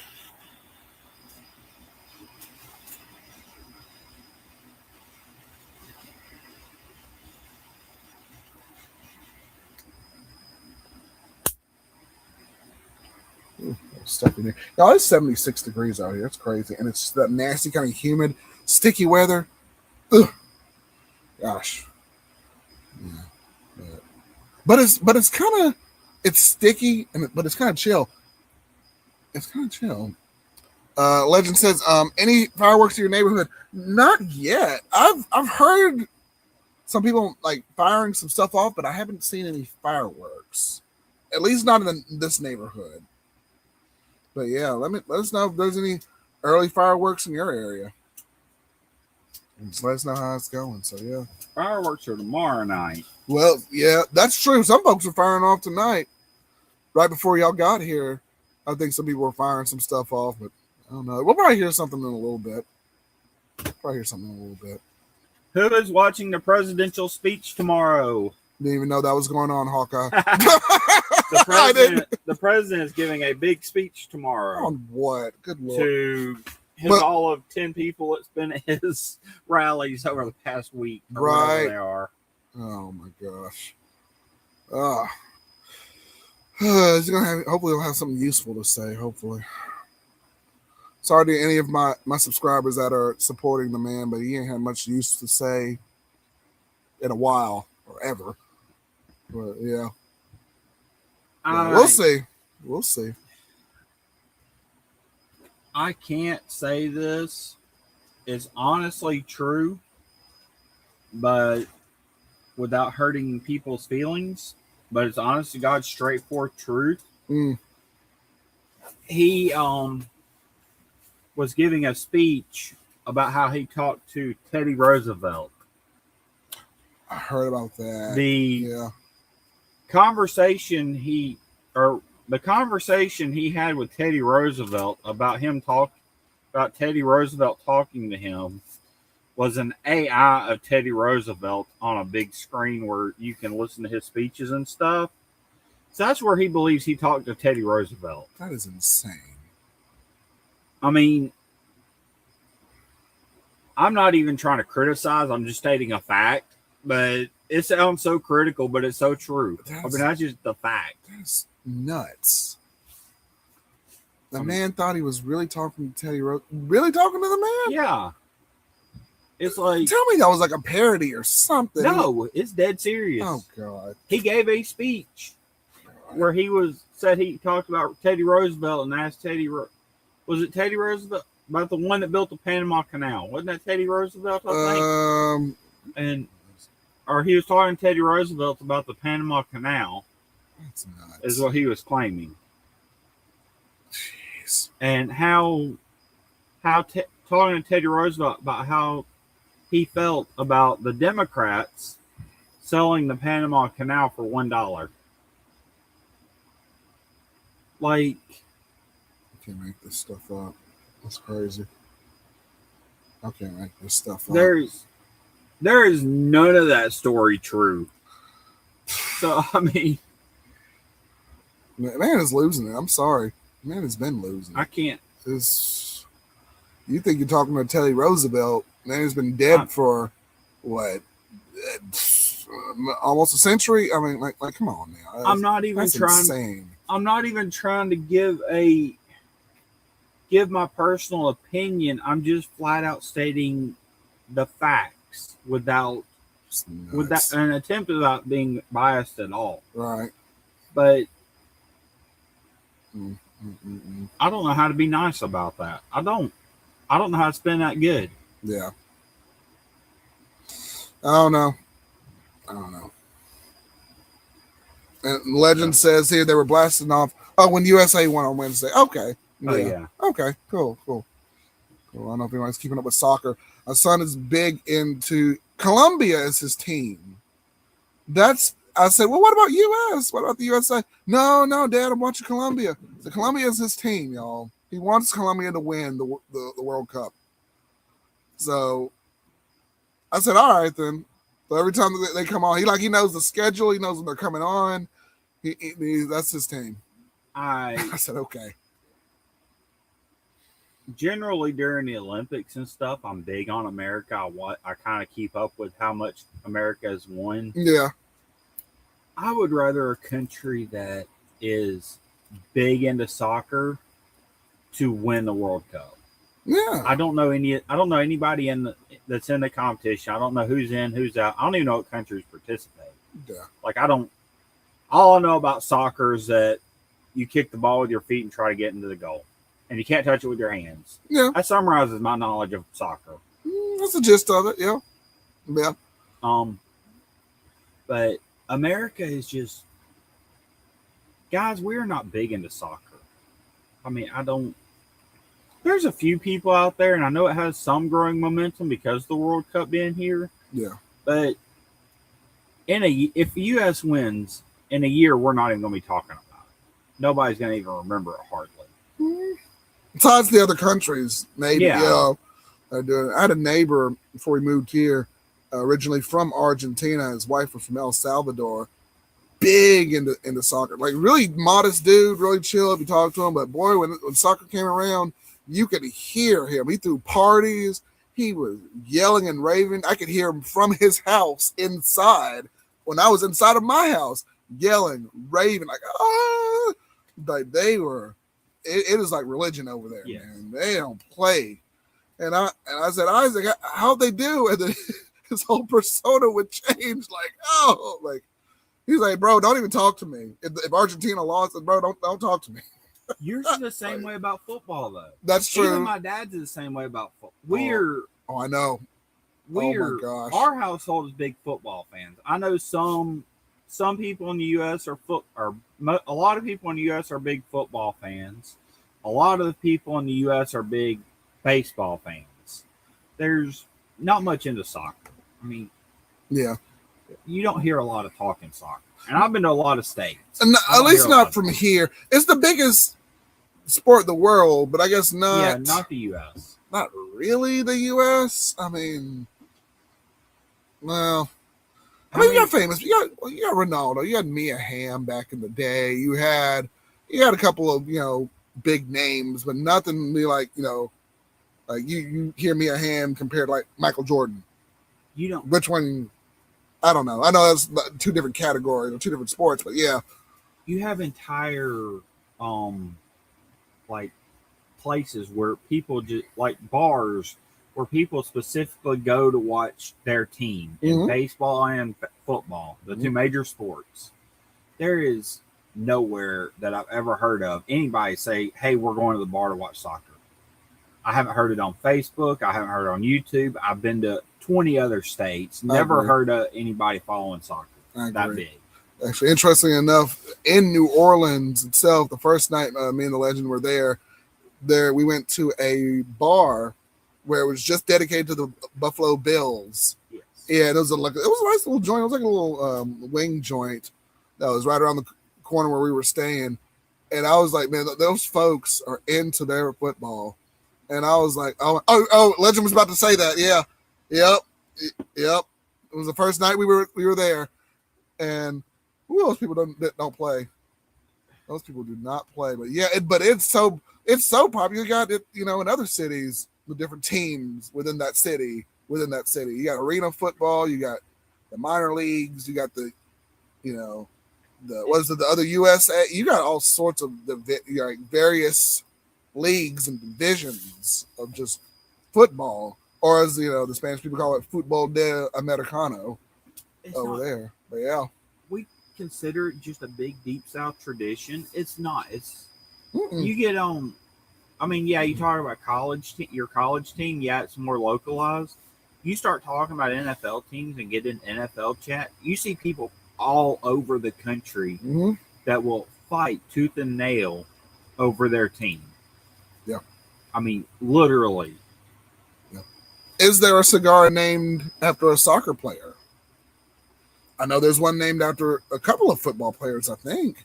Probably because cigars are all over the world. Yeah. And cigars aren't even primarily made in the U.S., really. Right. That's true. You're not going to find anything in the U.S., I don't think, named after a soccer player, though. Not that I've come across, no. But, yeah. Yeah. You go to certain cities, and you'll find stuff named after legendary football players and baseball players. Mm-hmm. Well, Auburn needs a cigar. Yes, we do, Miguel. Yes, we do. It would sell for 50 cents. That's all they're worth. No, maybe like $3. Alabama couldn't have one because that'd be $1 million.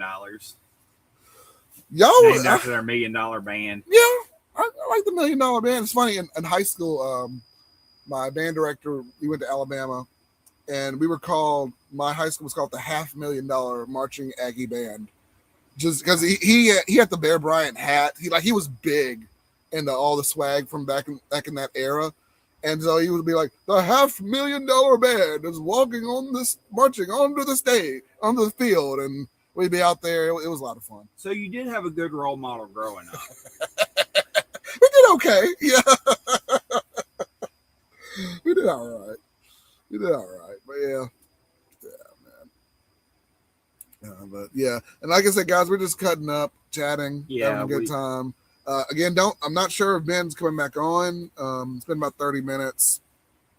Maybe he's off, but like I said, we'll kick it here for our usual time, and then I don't know. Hopefully he'll come back on, but if not, it's all good. All good. We are very much into lighthearted, just random conversation. Oh yeah. It'll be a good time. It's always a good time in Race Cigar Lounge. It's always a good time. You actually hear some of the conversation, how our conversations go when we're outside of this Facebook too. Yep. Channel. Yep. It gets wild. Yes. I don't know. I have to have like a members only thing when we get to that point, and we get the hours. Just members only to hear the stuff yet I don't hear on here. Like that would be fun. Just sign up. I mean, don't sign up now because we ain't got it. But yeah, sign up though when it comes. Yeah. You can just sit there and listen to our after hours chat. I don't know. Conversation. Legend. Alabama has a special cigar when they play Tennessee. I don't know. No. There's not a special cigar for that game. I didn't think there was. Yeah, I think people just buy a cigar and they just smoke it, I think. Yeah. Okay. Though that would be interesting, though. I would wonder what it would be. It is a one-time event every year. Yeah. They would sell enough of them. Oh, yeah. That one time to justify manufacturing them, but I don't think it would. Oh, yeah. Okay. The guy I used to work for, not recently, he did it a couple years ago. He opened up a cigar shop in Tuscaloosa just for that, and he told me just specifically for that moment. And that was like the biggest day of the year for him. Yes. Everybody was flocking. They got a couple of cigar shops in Tuscaloosa, but his in particular, like, sold. You'll sell everything out. Sold. And I was like, man. And I asked him, I said, man, I was surprised he was able to even talk to me that night. But he's like, yeah, man, I'm making bank right now. Mm-hmm. Just off of that one game. Yeah. That one day. And I was like, dang, bro. But yeah. Like, folks you don't even normally see come in and just give me a cigar, just boom, picks it up off the shelf. And yeah. Yeah, it's big. People that have never thought about smoking a cigar that are Alabama or Tennessee fans, when they turn 21, they may not smoke a cigar the whole year. That game, they're going to smoke there first. Yeah. Yep. I mean, I say 21, it might be 16 for some. Their parents may buy them a cigar just for that game. Right. Yeah. I mean, it is big. It's a big deal. Yes. Yeah. It's a big deal over there. And that game is just like the Iron Bowl. Mm-hmm. Talk about all year. Yep. But yeah. Up until football season starts, we talk about the last one, and there is some heated discussion. Very heated. Yes. Yep. That's all. My ex-girlfriend had a cigar. Did not like the fact that I smoked cigars, but she was an Alabama fan, and she had a profile picture of just her smoking a cigar. Like, we won. Like, and I'm like, girl, you ain't even holding that thing right. See, you've always You've always dated winners. Your ex was an Alabama fan. Your wife is an Alabama fan. You've always dated winners. This is I do date winners. Yes, this is true. Winning. I had my winning shirt on last week. Yeah, I got it's in the wash now, but yeah. Didn't have a big A on it. No. No. I'm sorry, guys. Like we said, this is you see our conversation off the screen on here. Yeah. This is us. It's a good time. Yeah. It's a good time. It's very lighthearted. he gives me a hard time sometimes about being an Alabama fan. He has a hard time of it. It's few and far between. It's hard.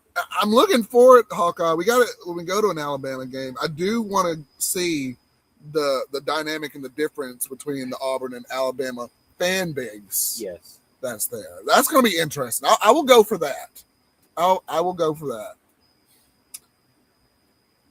The campus is very beautiful. I've been. Both campuses are beautiful. They are. I mean, they are. Yeah. I mean, I criticize Auburn all the time, like as an Alabama fan. But being straight up honest, the Auburn culture is awesome. It is. It's very awesome. It is amazing how they can be so inspired and never win. But I mean, yeah. Let's joke set aside. They are very into their team. They go through. They put on a show. No doubt. Yeah. That I do agree with, man. And Auburn is ranked the toughest place to play. Yes, it is. Y'all may win, but you're gonna squeak a win. Sometimes you'll beat us outright, but it is tough. Auburn was claimed by Nick Saban to be haunted. Mm-hmm.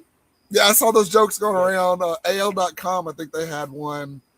One of the commentators was actually outside of Jordan Hare Stadium, and he was going like, "Is this place really haunted?" And he was looking around. He was paying like the parking lot and everything. He was just going like zooming around. And like, we're not really sure. And he was making some jokes or something like that, but it was funny. It comes from. Did I tell you the story? Do you know the story behind that? Was it? Nick Saban claims it was haunted because no matter how much he prepares, no matter how much he plans for that game, it is unlike any other. The most insane stuff happens there. Oh yeah. It is. He can't, like every other game, he could mostly control what goes on, which is why he is winning so well. Yeah. He knew what you were going to do, capable of, and he knew how to counter that. And he knew what he had and how to use it, utilize it. That's what made him an excellent coach. Yeah. Auburn, you go to Jordan Hare and play, you can't plan for that game. There's so much. Look at that history of how Auburn beat Alabama during the Saban era. Yeah. It was like insane, unpredictable circumstances. It's always unpredictable. My wife, and I'm sure maybe you have the same theory too, that's the game they practice the hardest for. It doesn't matter how bad we're doing throughout the rest of the season. We've got to at least attempt to beat y'all. Because it's just like, look, that's like, that rivalry is like legendary throughout the world. But during the Saban era, I feel like at least every SEC team that had Alabama on their schedule, which was the entire West. Oh, yeah. I feel like every one of them practiced all summer and all year just for the Alabama game. Mm-hmm. There was so much love and hate. Everybody wanted to beat Saban.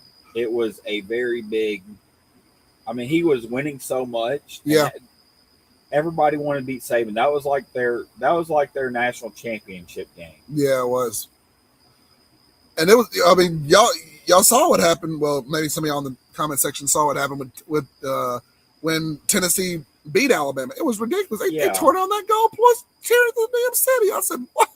Oh shoot! There were teams that would have Alabama on their schedule, and would be winning in the first in their games, and be like, and their fans would chant, "We want Bama," like we are ready for Alabama.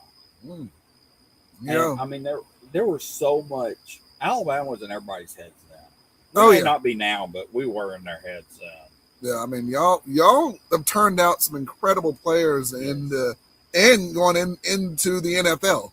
Yes. Like, so-and-so Alabama. Like, just at least almost on every other team, there's somebody from Alabama in that era. Somebody there.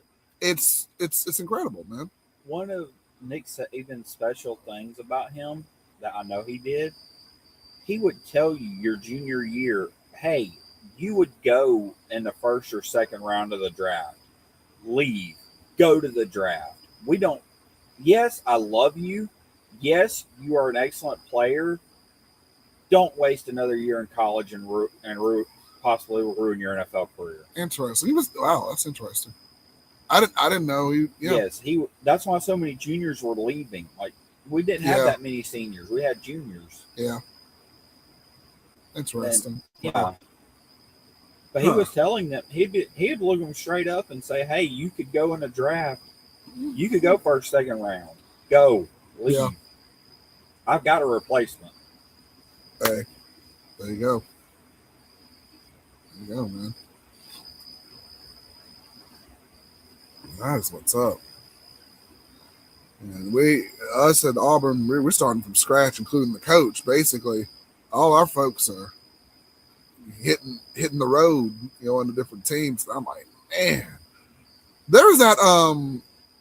I don't know if you saw that Netflix series where they were going through all the SEC teams.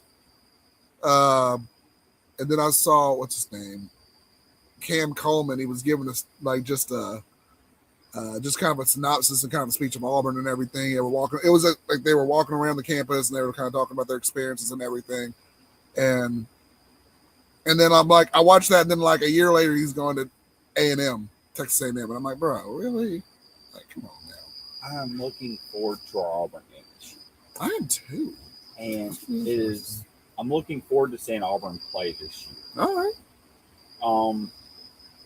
One of the advantages and disadvantages to football is you have the whole previous season's highlights and game reels to look at, plus whatever games they played that year before. But the thing is that they've had so many new players come in, there's not any film, not anything. They're just going to have to play on pure what they think is going to happen. Yeah. Especially the first 3 games. Yeah. Coming up in September. Yes. We'll be in Atlanta. I think we're playing Baylor, I think. Ooh, that would be a fun game to go to. Yeah. That would be. That would be a good one. Tickets are crazy. In Atlanta? Yeah. Yeah, they'll be they'll be at the amphitheater. Yeah. Yeah, that's their first game's in Atlanta. Yep. I thought they played Baylor first game of the season last year. I think they did. I think they're playing them again this year. I'm gonna look real quick. Hold on. Auburn Tigers. Football. It'd be fun to see them play Baylor, but I don't want to go to a game that's not at home. Yeah, the home games are. Yeah, Baylor September 5th. Yep, 2:30. Yep. My people playing. My people playing there. Yep. Yes, if you were in the Southeast, go to an Auburn game. It's a lot. I know the tickets for whatever, because the tickets tend to be cheaper. Mm-hmm. I don't quite understand. I know their team doesn't do as well. I mean, I make jokes about it, but seriously, their team doesn't do as well. But it does. You see some crazy shit at an Auburn game. First of all, watching on if you watch it on TV or go live, you see some crazy things happen at Jordan Hare. Yeah, you too. But also the culture and I don't think Alabama could match their culture and drive. I mean, I really don't. If they do, I've never been to an Alabama game, but I don't think they could match that. It's different. Yeah, it's definitely, I would say, almost night and day, but yeah, it's a lot of fun. Tickets are relatively fair, fair. And to get decent seats, they're pretty good. And you can go. You can. They never count their team out. Every fan believes they could pull that game off. It don't matter they stay for the entire game. Yeah. Oh yeah. It's a pain getting out of there, man. Yeah. If you ain't got good parking or anything, it's a pain getting out of there. But that's any game. I mean. Yeah. I'm trying to make it say the differences. But yeah, you're right though. Yeah, let us know in the comments section if you had any fun experiences or your favorite teams or favorite sporting events. That's going to be the next topic until if Ben comes back in. That's what we'll be talking about tonight. So I would like to hear, especially in football, but any sport, what game are you looking forward to that's coming up this year? I mean, I know basketball just ended, but what team are you looking forward to your team playing? What games? So and that's the question. Hawkeyes posed the question there. Let us know. For some people, it's not always rivalries. Like it's, I really I'm really looking. I really hope that we play. I haven't seen the schedule. I don't know what green. I've seen it, but I haven't paid attention to it. I don't know if we play the 49ers. I don't know if the Packers play the 49ers. But when we do, I look forward to that game. Okay. I really look at that game. Okay. The 49ers have been such a thorn in our side in the playoffs. Okay. So I really hope we can beat them some. There you go. That is Hawkeyes' big rivalry he's looking at. And the legend says, yeah, Mobile has a hockey team again. Mobile Mystics. Cool, man.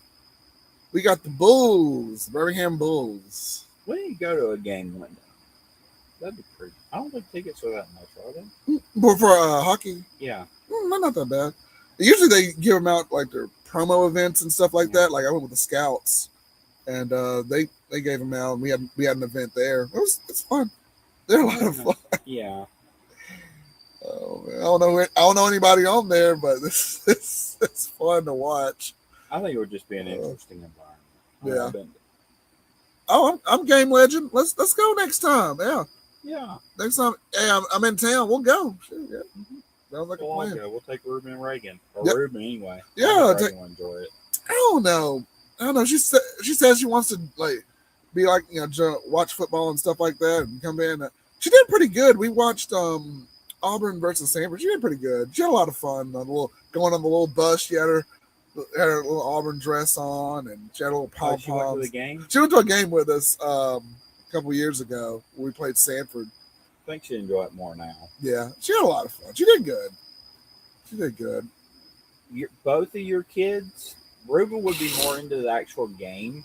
Yeah. Reagan would love an excuse to scream and yell. Oh, your daughter would love that. Ooh, they were knocked out that night. Yeah. Came back. There you go. Oh, that's what we like to hear, Legend. Yeah, it's nice and cool in the stadium. Yes. That's what we like to hear. Well, I don't see how that's possible right now. Yeah. Oh, not like that bull. The Stallions game we went to. Lord, that was so bad. It was so bad out there. It was so hot. I know what I heard that I thought was a tree rustling. That thing moving. Oh, you moved it just right earlier. Oh, I sure did. Sound like it was coming from there. So you just did it again. I saw your foot kick it. Oh, okay. Well, again, yeah, y'all just now joining us. We are just hanging out. We're waiting on Ben Smoking to come back in. I'm not sure if he is. I just sent him a message. He hasn't responded yet. I guess he's out of service or send him a message saying, "Bro, why did you ghost us?" Yeah. I might just do that. I don't know. Let me send this one. Hawkeye thinks that Ben has ghosted us. Let's hope that's not the case.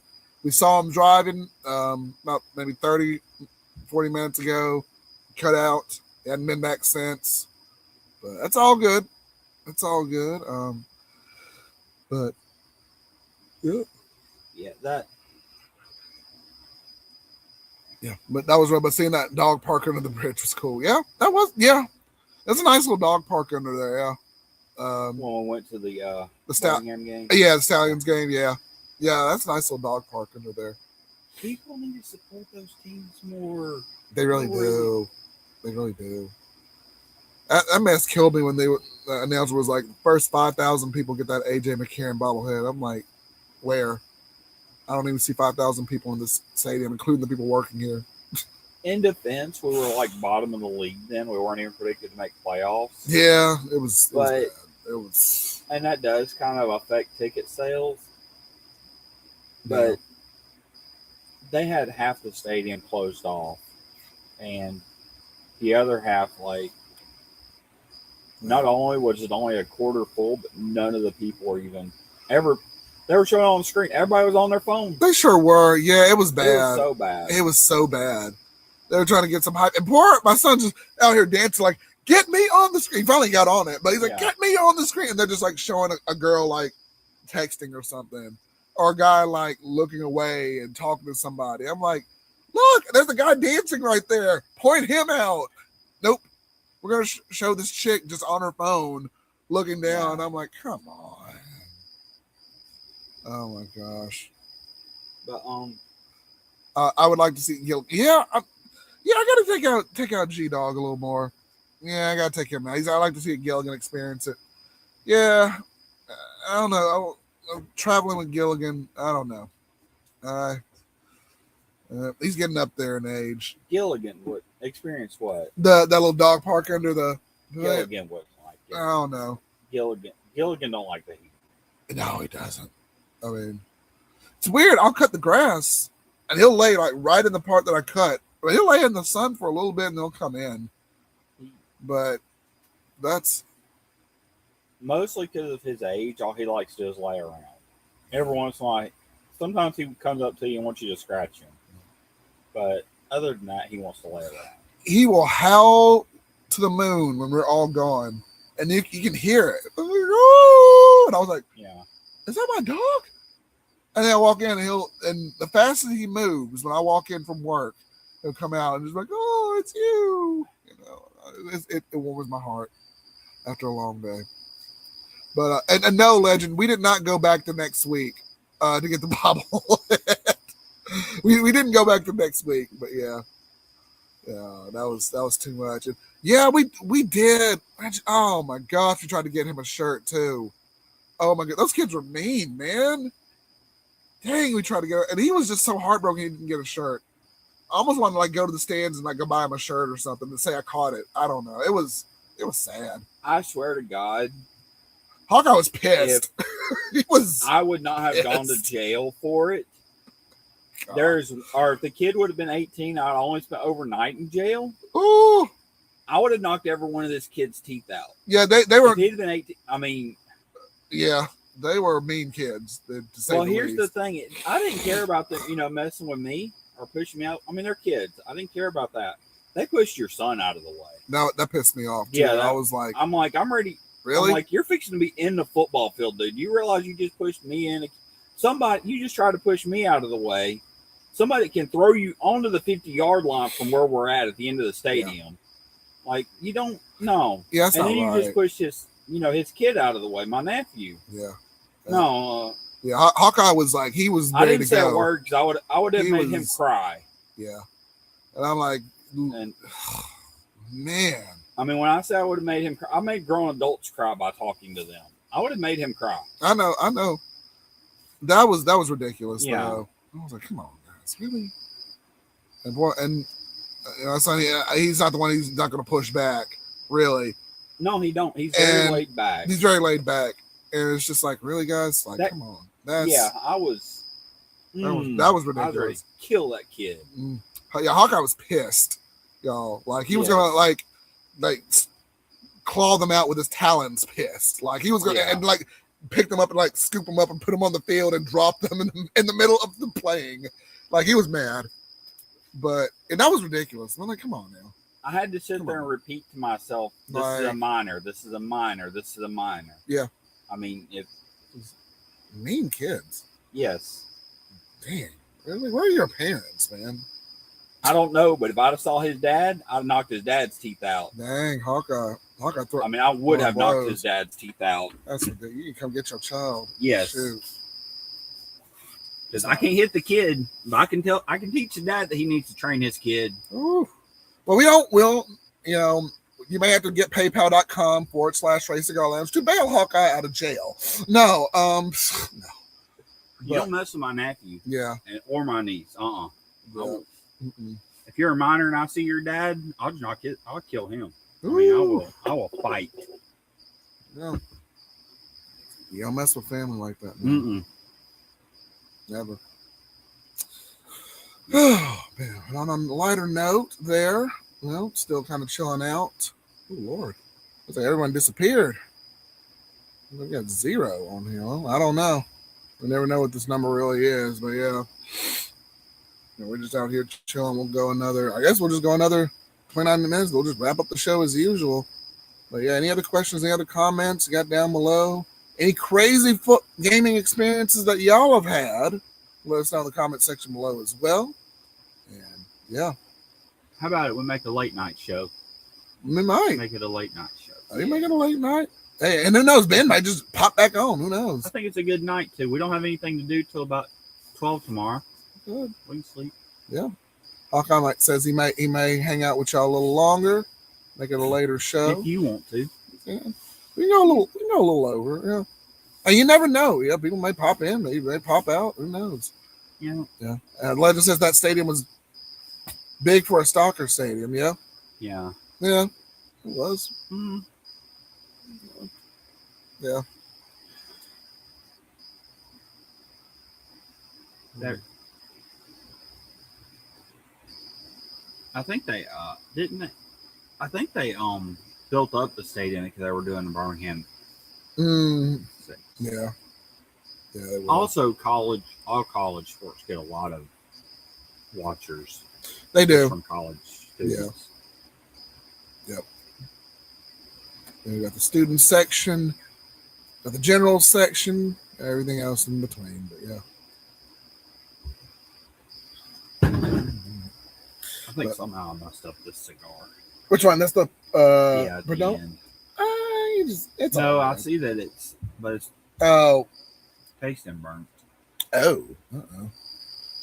Well, that's all right. I hate it when I do that. It's all right. We all have that tendency. We'll just kind of char it a little too much, but you're mostly mostly done. Yeah, you're down to the latter third of it. Well, how was it before you? It was good. Yeah, that was a good cigar. Yeah, Perdón with the Habano is really good. Yeah, I would smoke that down. That's a really good stick. Yeah, it was. That's a good one. Yeah, man. Let's know. We're just hanging out, man.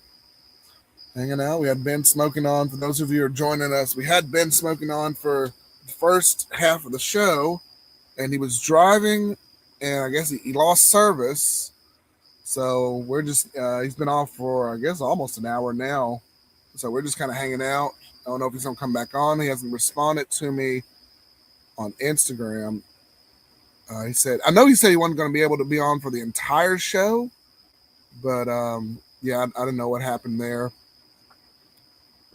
But maybe he'll come back on. Maybe he won't. But yeah, Legend. I was drinking. Well, I still am. This is the Hitchhiker India Pale Ale. Next time you're in town, Legend, and Hawkeye too, you're also welcome to do this. We need to go to a good people brewing company, or Avondale. Those are also good brewing companies. We need to just go hang out, check out. I had some gaming tournaments at the Cahaba Brewing Company too. Gaming tournament? There was some a long time ago. I went to a Mortal Kombat gaming tournament. It was a lot of fun. I won the first round and lost the second two. But yeah, we had a lot of fun. There. But yeah. Yes. Oh man. Legend, yeah, you were in my hometown. We gotta go to Bluebell too. Bluebell, the homemade ice cream. What a perfect way to say. Yes.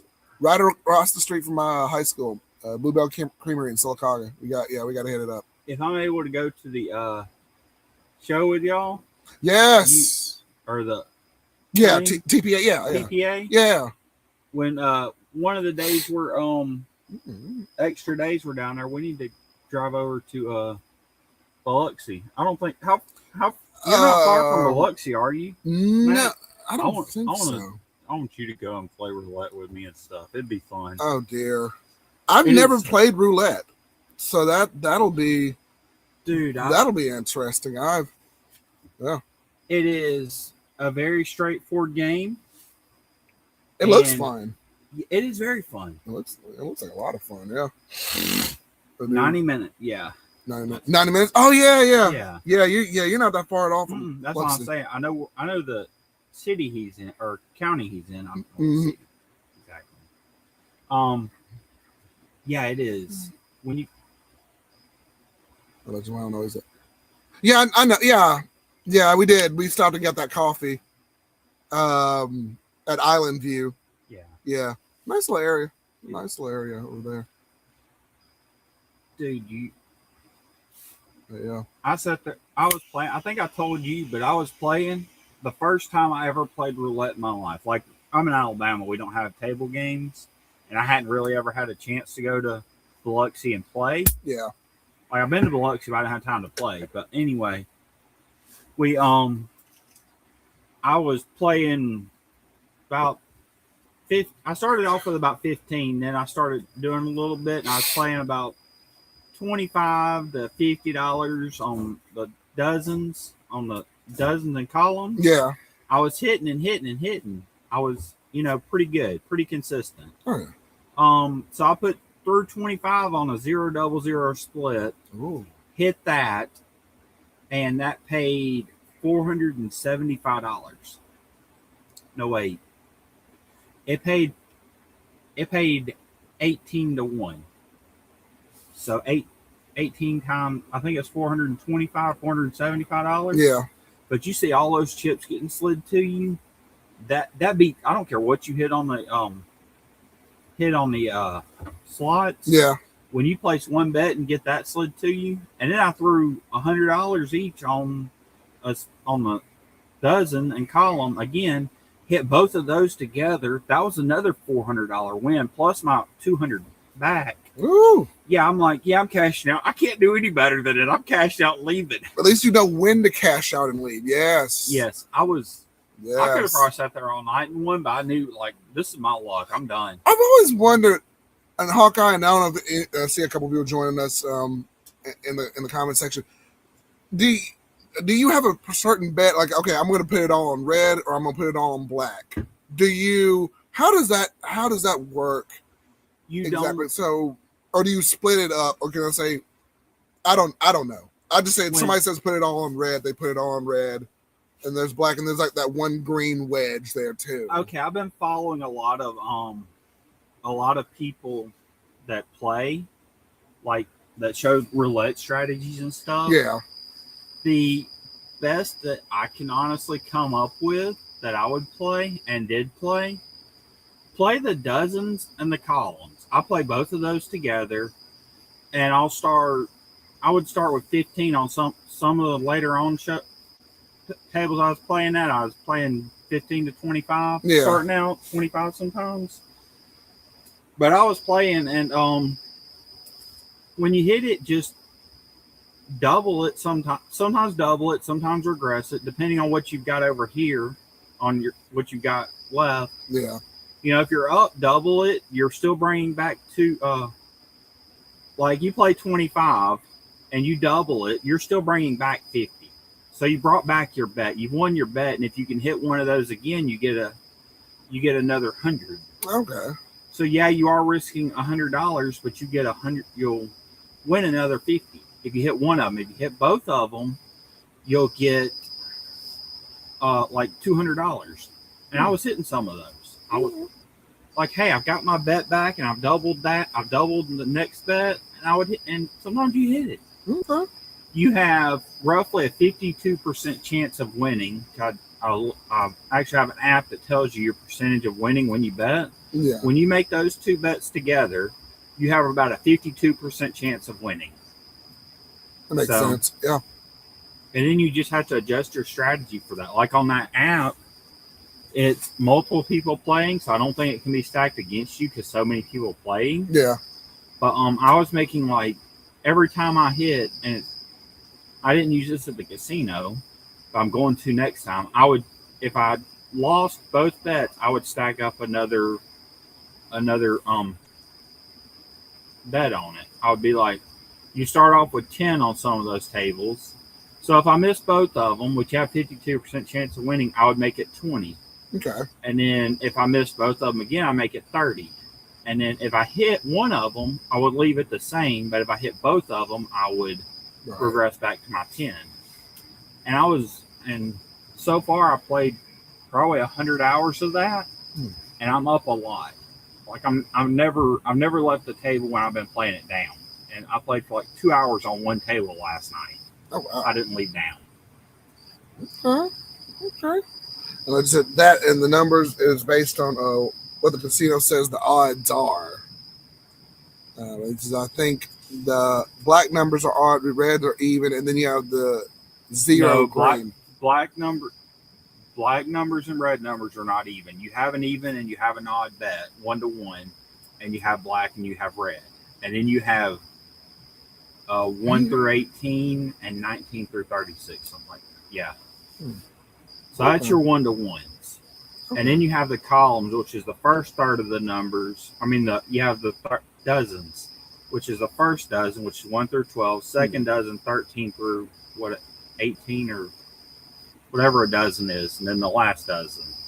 And then you have the columns, which all the whole board or all the numbers are made into 3 rows, and each one of those rows is a column. So you're making a bet on that, a third of the table.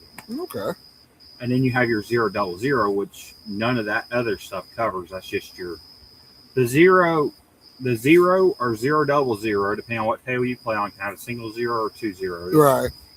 Is basically the casino's edge. So the straight up bets, which is just betting on one number, pays 36-1. So you bet $1, you'll get on one of those, you'll get 36 back plus your bet back. You bet on the dozens are columns. You place $1 on that, you'll draw $2 plus so you get 2-1. Okay. So you'll get like $2 and then your bet back, so $3. You'll be up 2. Okay. And that's kind of how it works. But I have never seen or heard of a roulette strategy that works well playing the 1-to-1 bets. I haven't seen one that I would play. And I've watched a lot of them. Okay.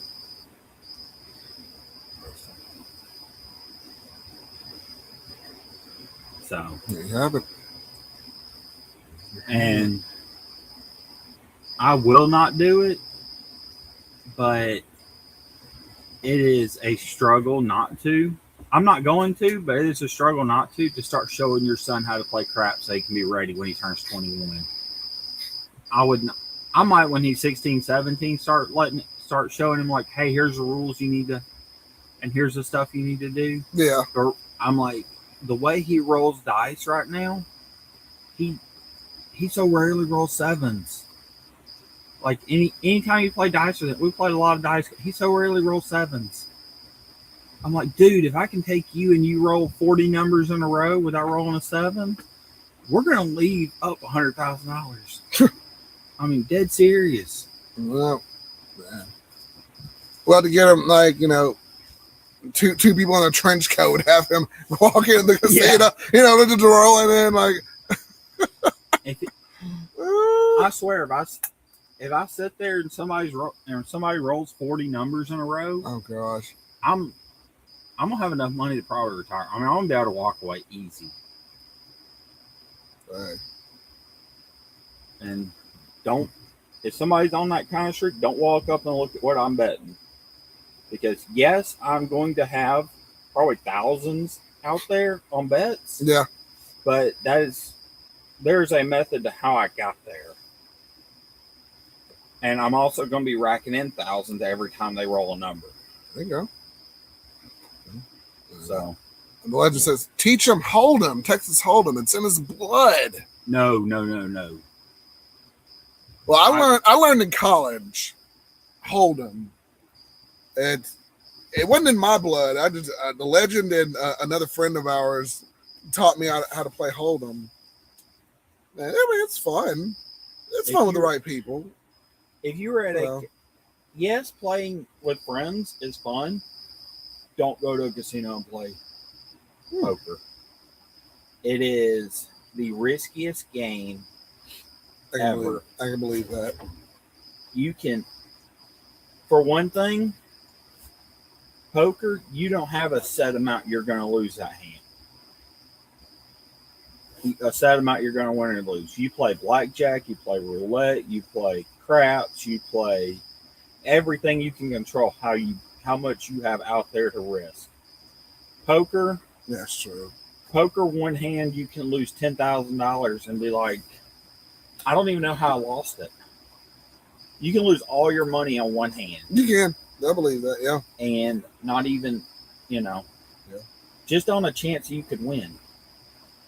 You can't do that unless you're dumb. You can't lose all your money on one hand in any other game. Yeah. Well, it's your casino games. Everyone has a different strategy, a different feel and flow to it. Yeah. Also, I kind of feel like poker's harder to walk away from. Mm-hmm.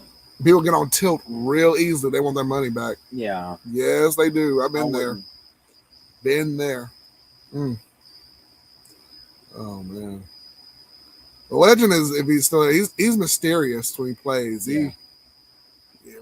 Like one of my friends, like, oh my goodness, the legend's playing. We all got to get down there and play with him. Yeah, he's fun. I mean, yeah, he's here. He's here. Yeah. I'm a big talker, so I just say the most insane stuff just to make people not be able to focus or think.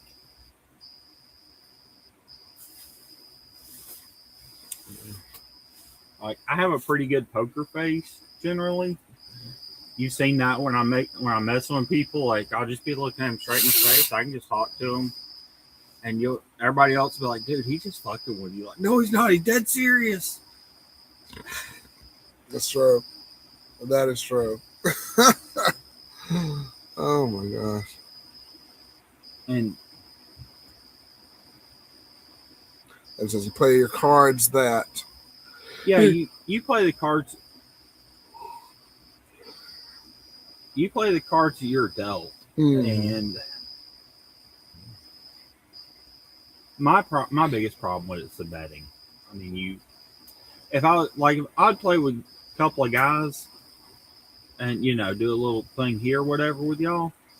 But I'm not going to play at a casino. Okay. You never know what the other person might have or what can happen. And Legend says those adorable 2 cards that can win or lose based on your play. Yeah, that's it. And you never know what's winning hand. You never know you truly never know if you have a winning hand. You kind of know on the flop, but you have an idea of it. And I guess that's kind of where all the betting and the strategy and all that kind of plays in. If you're really smart, you can know your odds, but you can't know for sure. No, the odds, yeah. Was it? Is it 2-7 offsuit? That's like the worst hand. Yeah, 2-7 offsuit. 2-7 offsuit. Yeah, you fold that mess, or Well, bluff the some hell people out. win that hand. They do. They bluff the hell out of people. Yeah, That's just and depends. they don't bluff it. They'll keep the hand and end up with like 2 2s or 2 7s or 2 2s and a 7, which is a full house. Yeah. Yeah. Legend says he's won with that hand. He has. Yeah. He has won with the hand a couple of times. Yep. Yeah. Again, if y'all are still with us, I guess Ben is gone. We're coming kind of a little bit closer to the end of the show. If you want to hang out just a little bit more, maybe we can wait on him or we can just pass the time. I'm not sure where he is, but it's all good. All good there. One of the things y'all would have so much fun playing with me about is I will flat out tell you what cards I have. The question is, am I telling the truth or lying? And the worst part is you'll never know, because about 50% of the time I'll told you the 2 cards in my hand, they'll be completely different cards. You got Daniel Negreanu just be like, hey, just put it down. This is what I have. But then sometimes I'll be like, hey, I told you what I had. You'll never know. Hawkeye's that kind of player. He's just gonna be like, but I will just sell you so hard on this is what I have, no matter if that's what I got or not. Oh my gosh. That's one of my things.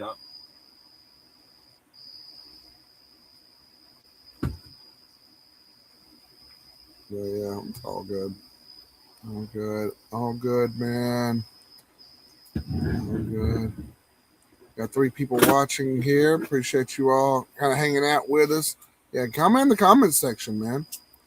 Let us know, your craziest casino experience, what your game is, maybe a little bit about your strategy. Maybe we can adopt it. And Hawkeye has been sharing some strategies of his own for certain games. And it's crazy. I've done the slot machines, but that's about the extent of my gambling. I'd like to do like some other stuff, like the roulette craps. Eventually get into some of that, and it's weird. I've always wanted to go to a casino and play hold'em, depending on the stakes. But I don't know enough really about it. But yeah, I swear, go and sit and play roulette with Blue Eyes so much, because roulette sounds fun. The one thing about roulette that you're not going to get with poker is you're not against anybody. So all of you are sitting there having fun together, trying to win, trying to guess the number and win. Oh, like everybody, yeah. You'll have like 2 of you cheering for the same number. That's fun. And yeah, that's fun. And y'all actually talk about, hey, I think this is what we need to bet on and stuff. Y'all are working together. Come on, 5 winner. Yeah.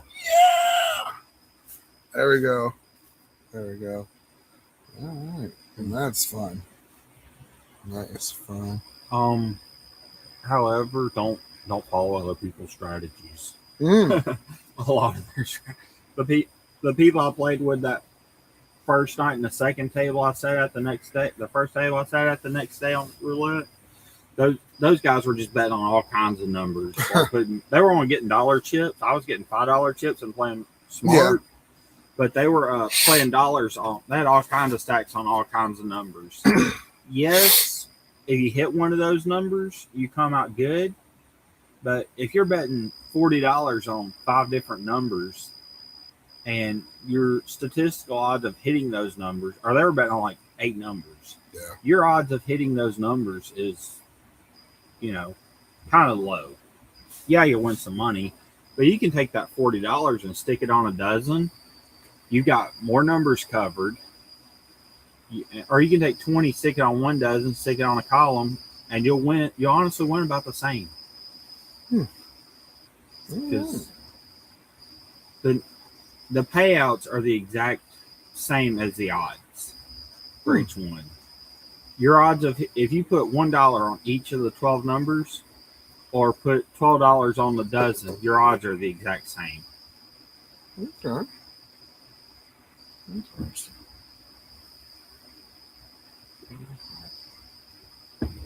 Or your payouts the exact same. Rather. That's what's up. That's what's up.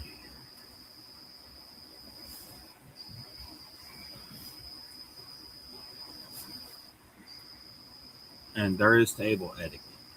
Oh, yes. Yes. I learned some of the table etiquette for roulette when I was down there. Okay.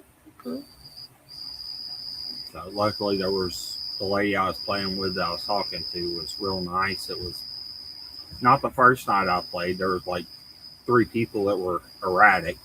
Yeah. I think one guy was halfway drunk. He bought in for like $2,000 and lost on like 10 minutes. Ooh. I'm like, dude, what the hell are you doing? You're just throwing your money away. And I'm sitting here winning like crazy. I'm like, dude, that's how they do it sometimes, man. They got it. They just like best cigar for baking spice flavor. I would say, Legend, that would be, and I still go back to it. Steve Saka's the Red Meat Lovers. Yeah, that's got a nice combination, especially on the first third of the cigar. Those bacon, spice, cinnamon, bacon flavors come out around that third of the cigar, and it's nice. It's a really pleasant cigar if it's aged well. If you get it, that would be one of my recommendations. And actually, that's one that won number 1 in 2025 for me. And Legend says that happens in Black Jack. People just blowing money away. Yeah. Okay. Yep. Every table game that you can play outside of, I guess, poker. Poker's different, but every table game you can play at the casino has better odds than a slot machine. Slot machines are geared to specifically take so much of your money.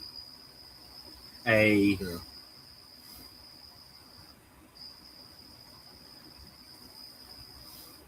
Blackjack. Yeah, and to Miguel's point, yeah, it's hard to get probably now because a lot of those cigars, as far as I know now, are still back ordered, and you can't really get them in brick and mortars as much. Yeah. But hopefully that'll turn around soon. I don't know, but it is right now. It's pretty tough to get. It's a tough cigar to get right now, but yeah. And to Hawkeye's point, I hit you off mid sentence about your on blackjack. Blackjack is a get in, get out game. Mm-hmm. So is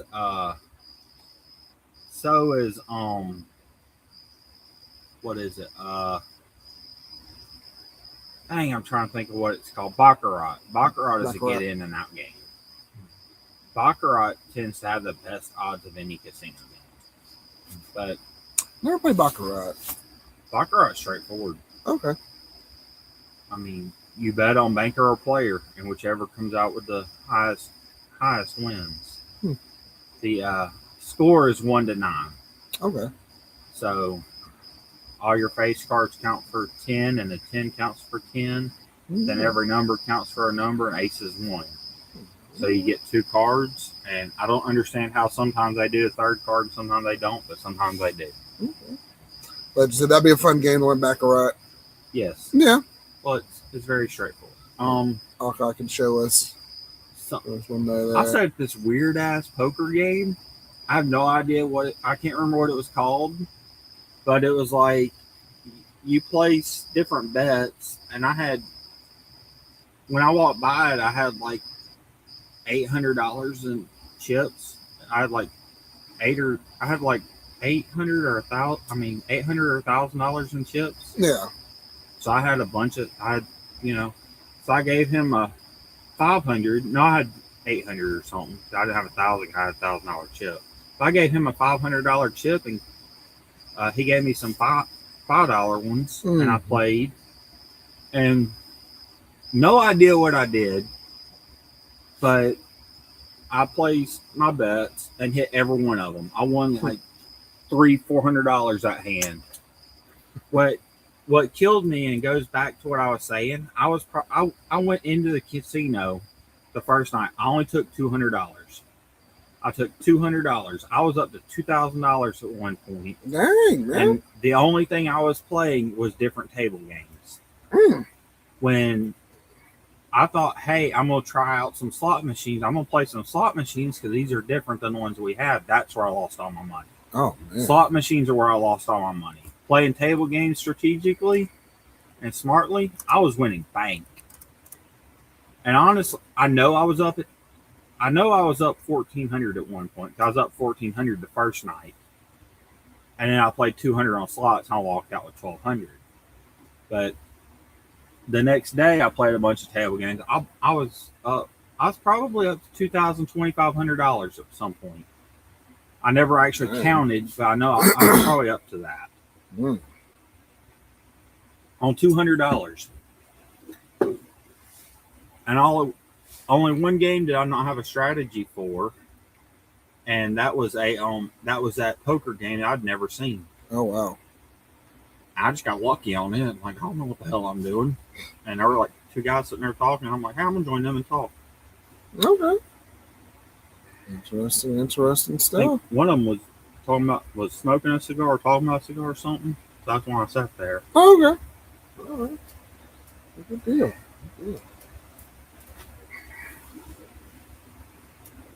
Cool, man.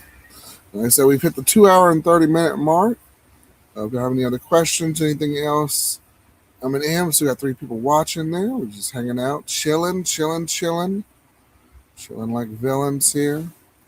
We're gonna Hawkeye's gonna go for round 2. We're gonna stay up later, or you want to have an after show? It's It's up to you, man. I mean, I can call it here because again, the only thing is with StreamYard, you got to conserve some of the hours, otherwise you got to pay for more hours. Oh yeah, you only get so many hours a month. Mm-hmm. Okay, well, okay. at a time, so it's like I want to keep going, but it's like Yeah. and we got to save some for the 12-hour show. Okay. So no, I'm good. yeah, I mean, normally, I don't fully understand how that works. Yeah, that's why I'm asking. That's why I want you on the. Yeah, got to pay for the time. Unfortunately, so do you get time per month or is it per? You have per payment per session. So I'll give you 60. Well, I started with what is a session though? 60 hours. You can get start from 60, or you can go all the way up to 400, but you got to pay more for 400 hours. But every stream you do takes some time, so you have that allotted time, and then you got to clear it out. When do you get more time? Is my question. You just got to go to StreamYard and at more time. Okay, so you just buy time. Pretty much, you got to buy. Okay. You got to buy time. Yeah, I thought it was a subscription. Well, we pay for it per month, but the more time you add on there, the more they charge you per month for it, kind of like a holding fee. So it's per month. Mm-hmm. Okay. But yeah, and so we got to conserve some for the month of July. Got a couple things coming up here, but Legend says it seems you came home with money for birthday gifts for the niece and nephew. Yeah. Yeah. Well, like I said, I managed to lose it all playing slots that last evening, that last day. Hawkeye says the slots are evil, but I've got some money for it. Yeah. Hawkeye's got them taken care of. But yes. All right. We're going to go ahead. We're going to call this one a night. I don't know where Ben went. I don't know if he wants to reschedule or come back on or do something else. He'll probably respond to me tomorrow or something. But guys, thank you so much for watching the show. We're going to call it a night. And appreciate Hawkeye. Appreciate Ben for being in. Everybody in the audience being here. Great night as always in the lounge. Next week, we'll be on the beach. And you will see the big reveal of Hawkeye. So yes. It's gonna be a good time. Y'all don't want to miss that one on Ray Cigar Lounge. And as always, guys, make sure you like, comment, and subscribe to the channel. Got a lot of great things coming up. So we'll be on Saturday at Panama City Beach. So, excuse me. Thank you guys so much for coming. It's been a pleasure. And we will see you guys hopefully next week. Ray Cigar Lounge will be on the beach. So catch us there. And I think Hawkeye's going to step out for just a second. Guys, thank you so much. Have a good weekend. We will see you guys Saturday. We'll see you guys Saturday. 9 p.m. Central Standard Time. Well, I don't know. Well, we'll try to keep it to Central Standard Time, although we'll be in Panama City. But we'll still keep it relatively to that time. Watch us when we go live stream. I'll just say that. And we'll go from there. Till next time, guys. Thank you so much for watching Ray Cigar Lounge. I hope you have a good, long 4th of July weekend. Eat some good stuff, smoke some good cigars. We'll see you then.